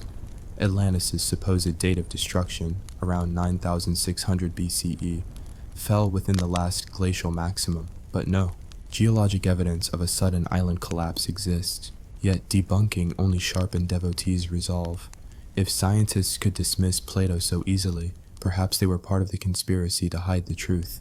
During World War II, intelligence agencies reportedly intercepted Nazi occultists hunting for Atlantean power crystals in Tibet and Antarctica, though most historians regard these tales as rumor-laden fragments of spy novels. After the war, Cold War paranoia cast Atlantis in new light. Soviet scientists mapping Arctic sea floors were accused of burying Atlantean ruins under ice, while American submarines were said to be outfitted with sonar arrays specifically tweaked to detect marble columns. Rumor sites flourished. U.S. government releases declassified maps of Canary Islands as Atlantean marker, headlined one satirical pamphlet mistakenly circulated as genuine by overeager UFO buffs. Meanwhile, popular culture propelled Atlantis into blockbuster status. Walt Disney's 1967 animated film The Adventures of Captain Nemo and the Lost City, loosely based on Jules Verne, but close enough for government work, showcased neon-lit palaces and steam-powered orichalcum submarines. Comic books portrayed Atlantean warriors, blonde-haired, muscular, and frequently scantily clad, battling sea monsters in imperial airships. In 1981, a B-movie titled Atlantis: The Awakening premiered in drive-ins, featuring an Atlantean high priest reanimated by nuclear testing in the Pacific. Despite laughable special effects, audiences packed theaters, popcorn vendettas in hand, proving that nothing sells like a lost civilization rising from the deep. The late 20th century's technological leaps prompted new scientific searches. Satellite radar imagery revealed anomalous shapes off Cuba's northern coast, rectangular formations that conspiracy websites declared ancient Atlantean streets. Marine archaeologists dove on these structures only to identify them as natural. Limestone formations worn smooth by currents. GPS mapping of the Azores revealed flat-topped seamounts once above sea level, plausible candidates for submerged islands, but carbon dating of sediment cores showed gradual submergence over millennia, not the sudden cataclysm Plato described. In literature, Atlantis became the ultimate metaphor. In Ursula K. Le Guin's stories, it represented fallen utopias. In Ayn Rand's unpublished early drafts, it embodied the perils of collectivism. Neil Gaiman's graphic novels cast Atlanteans as immortal beings, cursed to wander Earth until they atoned for their hubris. video games, from Assassin's Creed Atlantean Secrets to BioShock's Twisted Rapture, an obvious homage, recycled the myth into dystopian parables about unchecked technology and moral decay. Academia reluctantly engaged. Universities offered seminar courses titled Myth and Memory, Atlantis and Western Thought, dissecting how collective obsession reveals more about our own fears, environmental collapse, societal hubris, the fragility of progress, than about any vanished island. Journals published scathing critiques. Atlantis, Plato's allegory, not archaeology. The Atlantis hoax, how pseudoscience distorts public perception of ocean sciences, and From Plato to Pyramids, why ancient narrative outpaces empirical. Evidence. Yet the myth endures among those who crave mystery. Eco-activists invoke Atlantis to warn of rising sea levels. Atlantis wasn't always underwater. Ours could be next. Luxury resorts on tropical islands lure tourists with Atlantis spa treatments and Atlantean-themed dive sites, complete with artificial marble ruins sunk just offshore. Dating apps even offer Atlantean matching. Swipe right if you believe in the Lost Empire, left if you worship dry land. Here in the 21st century, science fiction and documentaries blur. Streaming platforms air sensational specials, Atlantis, fact or fiction, that cram 10 minutes of sonar data between 40 minutes of expert interviews praising believers as pioneers of alternative history. YouTube channels boast hundreds of thousands of subscribers, their hosts scribbling triangles on maps to prove that Bermuda Triangle anomalies hide Atlantean portals. One viral TikTok declared that the continent of Zealandia, 95% submerged in the Pacific, must be Atlantis because its coastline vaguely matches Plato's speculation. Viewers gleefully tagged friends, "Wake up, sheeple!" And yet, amidst the roar of clickbait and pseudoscience, genuine oceanographers plumb the depths for real answers, studying mid-ocean ridges, mapping subduction zones, and tracking sediment layers to understand Earth's catastrophic past. Their work shows time and again that while catastrophic tsunamis do occur, triggered by earthquakes or underwater landslides, an empire the size and splendor of Atlantis would leave unmistakable geologic footprints. None exist. But the silent data-laden abyss does not carry the same allure as whispered legends of orichalcum and divine aristocracy. Perhaps that's the true gift of Atlantis. It reminds us that humanity often prefers a thrilling narrative over a dispassionate truth. We crave stories of fallen utopias and hidden wisdom, even when evidence contradicts the fantasy. Atlantis is not merely a lost island, it is a mirror held up to our collective psyche, reflecting our desires for perfection, our dread of collapse, and our enduring belief that magic, if only we look hard enough, lurks just beyond our scientific grasp. So, as you scroll past another clickbait headline promising top 5 signs Atlantis exists in the Azores, remember that the greatest discoveries are made not by chasing myths, but by understanding why those myths endure. The sunken city Plato envisioned may never rise again, but the questions it poses about power, hubris, and the fate of civilizations still float on the currents of our imagination. And sometimes, pondering those questions teaches us more about our own world than any treasure ever could. The sonar pinged again, echoing through the hull like a desperate heartbeat. For decades, explorers have chased the promise of Atlantis beneath the rolling waves. Now, in this claustrophobic submersible, you feel every creak and groan as though the city itself were groaning back at you. In the early 20th century, Jacques Cousteau's pioneering dives off Santorini captured grainy footage of sunken cliffs, but no marble columns. His journals speak of strange geometric forms, patterns in volcanic rock that teased at human workmanship. Yet for every scientist who cautioned that nature carves its own art, dozens of amateur Atlantologists hijacked the term to brand their own expeditions. They christened every underwater plateau Atlantis Ridge, and every collapsed caverns temple vaults, ignoring the geologists who patiently measured salinity, currents, and plate movement. By mid-century, Cold War paranoia added a new twist. Both superpowers surreptitiously funded undersea mapping technologies in the Atlantic, ostensibly to detect enemy submarines, but rumor claimed they also sought the fabled city's advanced technologies. Conspiracy magazines ran stories of Soviet mini-subs glimpsing bronze statues, of American bathyspheres intercepting electrical signals 30 fathoms down. signals allegedly emanating from still active Atlantean power cores. The truth? Thousands of sensor logs later revealed only the creak of shifting tectonic plates and the hiss of methane seeps. Meanwhile, on dry land, Atlantis surged through popular culture. In dusty drive-in theaters of the 1960s, B-movies like Voyage to the Rising Sunken City portrayed Atlanteans as slim-waisted, six-fingered disciples of a dying sun. Their cities glowed neon against the dark abyss, and their queen, always a platinum-haired beauty, whooshed her hair while issuing dire warnings about misuse of the life crystal. Teenagers snorted soda and cheered every crash of model submarines. By the 1970s, Saturday morning cartoons spun tales of heroic teenagers donning diving suits to battle electric eels and giant sea worms in Atlantean ruins. In parallel, the New Age movement appropriated Atlantis as the mother of all spiritual awakenings. Workshops promised Atlantis DNA activations. Guided meditations invited seekers to remember your past life among the coral spires. And channeled messages from Atlantean masters urged eco-conscious lifestyles. Save the oceans, or we drown.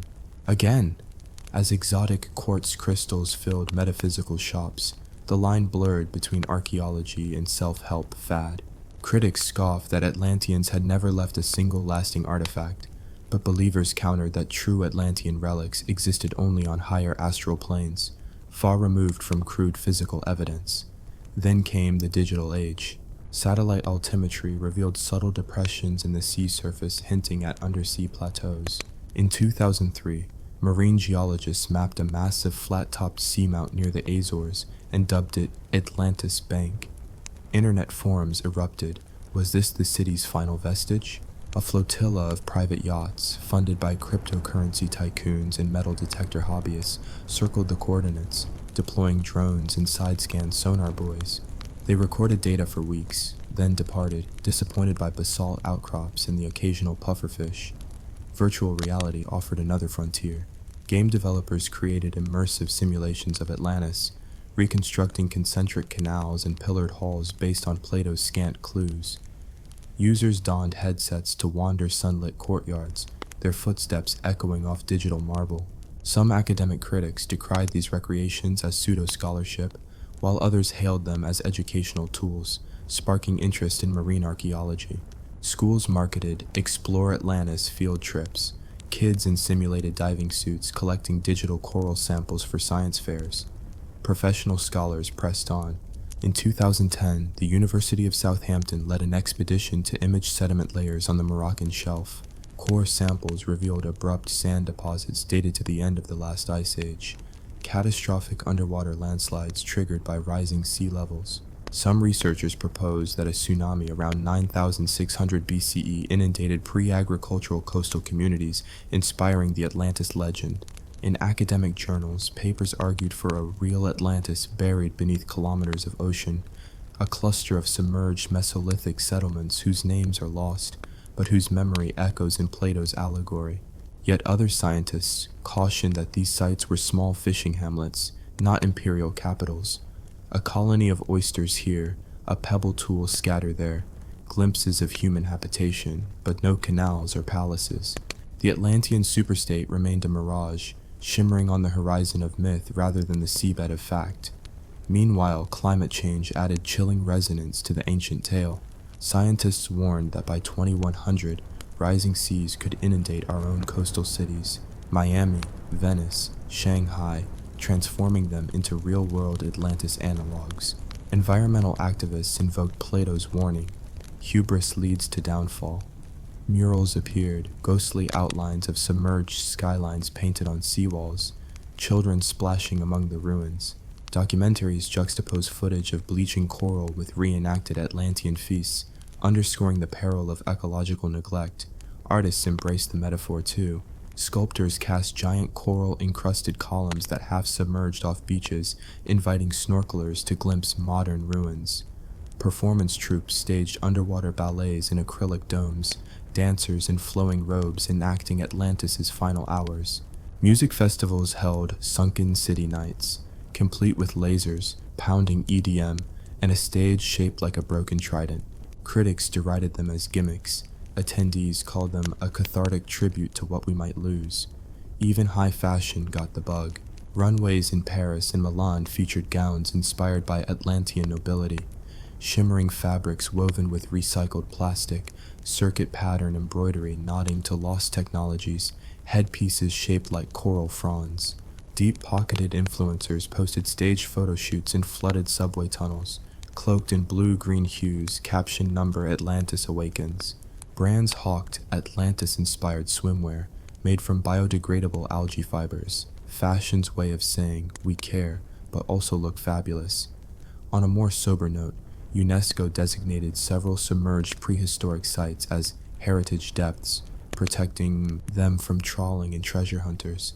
Museums launched Beneath the Waves exhibits, showcasing real artifacts, Bronze Age tools dredged from North Sea shipwrecks, Roman amphorae from pirate-plundered galleys, Pleistocene animal bones encrusted with sediments. Curators juxtaposed these with artistic interpretations of Atlantis, an invitation to reflect on how fact and fiction intertwine. Today, the search continues on multiple fronts. Autonomous underwater vehicles map the ocean floor in terabytes of data, machine learning algorithms scanning for anomalies that match man-made structures. Private companies promise guaranteed discovery in exchange for shares in any future treasure haul, a business model that reeked of 19th century dredgers, now turbocharged by venture capital. Meanwhile, open-source projects like OpenSeas.org crowdsource sonar data from recreational sailors, crowds of citizen scientists scanning interactive maps for telltale right angles. Yet, for all the high-tech and hype, Atlantis remains stubbornly out of reach. Each new discovery fades under scrutiny. Limestone formations misread as walls, gas pipelines mistaken for roads, container ship debris confused for temple fragments. The continental shelf off Spain yields bits of pottery. The Caribbean reveals inconclusive sonar shadows. The polar seas grow the odd theory that Atlantis could lie beneath polar ice. And still, believers postulate that one day, an intrepid diver, armed with better gear and braver heart, will finally glimpse a tilted column, a mosaic floor, a bronze trident, proof that Plato's utopia was built and that its descendants may still love somewhere. Perhaps that's why the legend endures. Atlantis is never just a city. It's a question etched into human curiosity. Can we imagine a society so wondrous it needed to be warned, and so flawed it must vanish? It's a riddle about the price of progress, the limits of power, and the fragility of hope. We chase its ghost in sonar pings, in pixelated games, in crystal-lit gatherings and science fair projects, because deep down we sense our own world teeters on the edge of similar myths. Advances that promise utopia, yet carry seeds of collapse. So as your submersible begins its ascent, creaking free from the crushing weight of the deep, hold on to the wonder in the warning. The sea may conceal its secrets, but our search reveals more about ourselves than any lost empire ever could. Atlantis may lie hidden beneath miles of water, but its true legacy is the relentless drive to explore, to dream, and to heed the ancient counsel. Build wisely, live humbly, or risk being swallowed by your own ambition. Centuries after the submersibles retreated from Atlantis Bank, the legend resurfaced in new guises, proof that a good myth never truly drowns. In modern times, Atlantis has been pressed into service as everything from environmental parable to corporate branding, each reinvention reflecting our own age's hopes and fears. First came the Cold War's fallout. In the 1950s, nuclear anxieties found a ready metaphor in the tale of Atlantis. Scientists warned that an atomic blast beneath the ocean could trigger a mega tsunami, swallowing coastal cities in an instant. Real-world Atlantis, they called it. Civil defense films dramatized such a scenario. Families huddled in fallout shelters as waves razed Manhattan skyscrapers, their reflections shattered like broken mirrors on the water's surface. The Atlantis myth lent moral urgency to disarmament campaigns. Better prevent catastrophe than search for a sunken empire afterward. In the late 20th century, the environmental movement reclaimed Atlantis as a cautionary tale about rising sea levels. At United Nations climate summits, delegate after delegate invoked Pluto's lost kingdom as evidence that coastlines can, and do, vanish beneath the waves. Greenpeace staged mock ceremonies on Venice's Saint Mark's Square, actors in togas holding orichalcum ingots aloft under floodlights, urging governments to treat carbon emissions as dire as Poseidon's wrath. In classrooms, students built dioramas showing Atlantis's concentric canals overflowing and flooding the cradle of civilization. The metaphor was simple: civilizations that ignore environmental warnings risk going the way of Plato's fictional superpower. Meanwhile, corporations discovered Atlantis' marketable value. Car manufacturers launched concept SUVs named Atlantis, promising unmatched power and submersive luxury. Tech companies emblazoned logos with tridents and wave motifs, touting Atlantean-level innovation in water-resistant gadgets. Fitness brands sold Atlantis workout regimens, claiming to sculpt swimmers' physiques through aquatic resistance exercises. Even bottled waters were Atlantis Spring, packaged in translucent sea-green plastic bottles embossed with trident emblems. The irony was delicious, a myth born of philosophical allegory, now hawked alongside energy drinks and SUVs. Tourism proved an even bigger boon. Island resorts from the Caribbean to the Mediterranean rebranded themselves as Atlantis Paradise. Luxury hotels erected faux ruins, themed pools surrounded by Doric columns and simulated mosaic floors, and offered sunken city snorkeling tours over deliberately sunken statues. Wedding planners marketed Atlantean ceremonies, complete with underwater bouquets and waterproof tuxedos. Travel bloggers dove with GoPros through these staged reefs, declaring, "Under the waves, you too can be a modern-day Atlantean." The economic uplift for these communities was undeniable, even if the archaeology was a tad theatrical. On the academic front, Atlantis sparked an uneasy truce between myth and science. By the 21st century, interdisciplinary conferences on Atlantis legend and reality drew archaeologists, oceanographers, philosophers, and cultural historians. Panels debated whether Plato intended his account as pure allegory, or as a distilled record of a real flood memory from the end of the last ice age.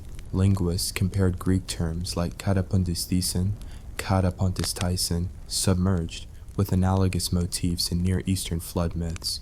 Geologists presented core samples showing abrupt rises in sea level around 9600 BCE, but cautioned that such events occurred globally and over centuries, not in a single cataclysmic night. The upshot: Atlantis remained a hybrid artifact, part literary artifact, part collective dream, part geological footnote. Meanwhile, popular culture kept the flame alive. In 2001, a best-selling thriller novel, The Atlantis Cipher, posited a hidden code in Plato's Timaeus, pointing to a precise underwater location off the Azores. Readers devoured it, and local dive shops reported a surge in tourism. In 2004, the video game Atlantis, The Lost Tales, let players wander through a photorealistic digital reconstruction of Plato's city, solving puzzles to prevent its doom, a subtle commentary on the fragility of civilizations embedded in gameplay. Documentary filmmakers followed suit, producing smash hits on streaming platforms. Atlantis, Secrets Beneath the Waves, and The Real Search for Atlantis, each blending glossy CGI reconstructions with interviews of intrepid explorers and skeptical scholars alike. Even the art world embraced the motif. Installations in major museums featured suspended glass orbs filled with sand and water, lit from below to mimic submerged ruins. Contemporary painters rendered abstract canvases of turquoise and gold, titled Atlantean Dreams or Collapse of Utopia. Performance artists staged drownances, submerged choreography within transparent tanks, dancers moving in slow motion as if underwater, and embodied meditation on loss and memory. These works invited viewers to inhabit the emotional space of Atlantis' final hours, long after Plato's words had turned to legend. By mid-century, underwater robotics transformed the search yet again. Autonomous vehicles scanned the sea floor with unprecedented precision, feeding terabytes of sonar data into AI pattern-matching algorithms. Every anomaly, rectilinear ridge, symmetrical depression, triggered hopes of ruins beneath the silt. Yet, time and again, the anomalies proved to be basalt flows, fault lines, or coral growths. Each false lead spurred renewed efforts, as if the city's watery walls protected it from detection. The mystery deepened. Was Atlantis hidden, or was it simply not there? At the same time, climate change made Atlantis' message ever more urgent. Coastal cities from Jakarta to Miami installed flood barriers and considered managed retreats, while activists invoked Plato's tale to lobby for emissions cuts. Visualizations projected onto the walls of the UN headquarters showed skyscrapers disappearing beneath an encroaching blue haze, a modern Atlantis in reverse. Scientists pointed to melting ice caps and thermal expansion as a proof that sea levels could rise by a meter or more by century's end, enough to submerge low-lying nations entirely. The myth galvanized some policymakers, others dismissed it as theatrics. Still, Plato's parable resonated. Civilizations that ignore environmental limits doom themselves. In parallel, spiritual movements harvested Atlantis as a symbol of soulful awakening. Workshops offered Atlantean memory regression sessions, hypnotherapists guiding past life journeys beneath the sea. Yoga studios marketed Atlantean flow classes, plastic headbands with faux trident motifs promising attunement to Earth's crystalline energy grids. Skeptics mocked these as pseudoscience.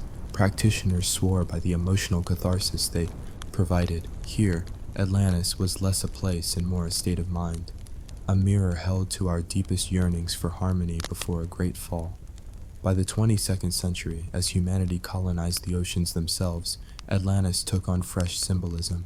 Underwater habitats, geodesic domes on continental shelves, were touted as new Atlantis research stations, places where climate scientists and marine biologists collaborated to heal coral reefs and farm algae.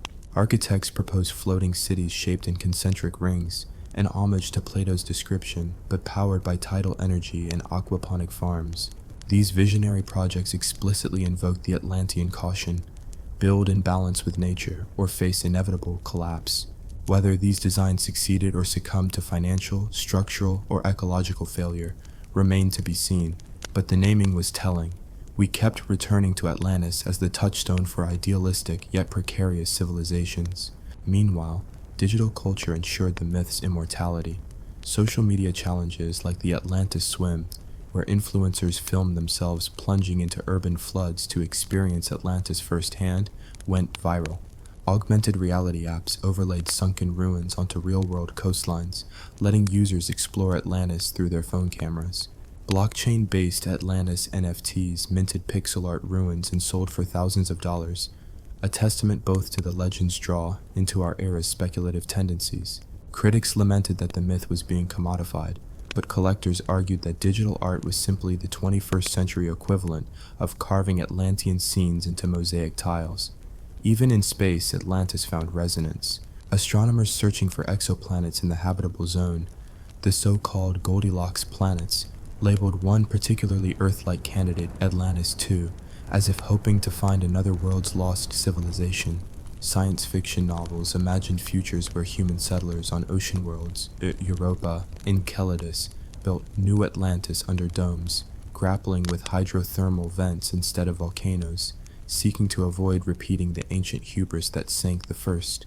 Atlantis, the myth leapt from Earth's oceans into the cosmos, a universal parable of creation, arrogance, and downfall. Across these centuries, the enduring power of Atlantis lay not in its physical reality, never conclusively proven, but in its narrative elasticity. It could be environmental tragedy, spiritual allegory, speculative archaeology, corporate motif, or futuristic blueprint, depending on the teller's aim. That fluidity mirrored water itself, adaptable, reflective, capable of shaping stone and carrying sediment across eons. And perhaps that is why the story persists.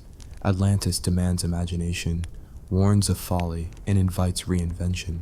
It reveals our longing for utopia, and our fear that we lack the wisdom to maintain it.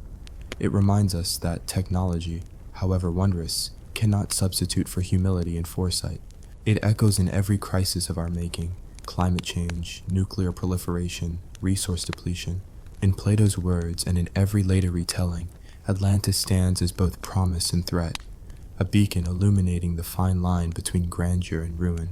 So as you contemplate the sunken city's fate, ask yourself, what Atlantean echoes do you hear in our world today? Do we glimpse in our skyscrapers and satellites the height of human achievement, or the brittle pinnacles of our own hubris? Will our future generations study the ruins of our coastal metropolises and wonder at the folly that washed them away, just as we puzzle over Plato's enigmatic island? Atlantis may lie hidden beneath layers of silt and myth, But its true legacy is the challenge it poses, to build civilizations that last not only in stories, but in the real, unforgiving tides of history.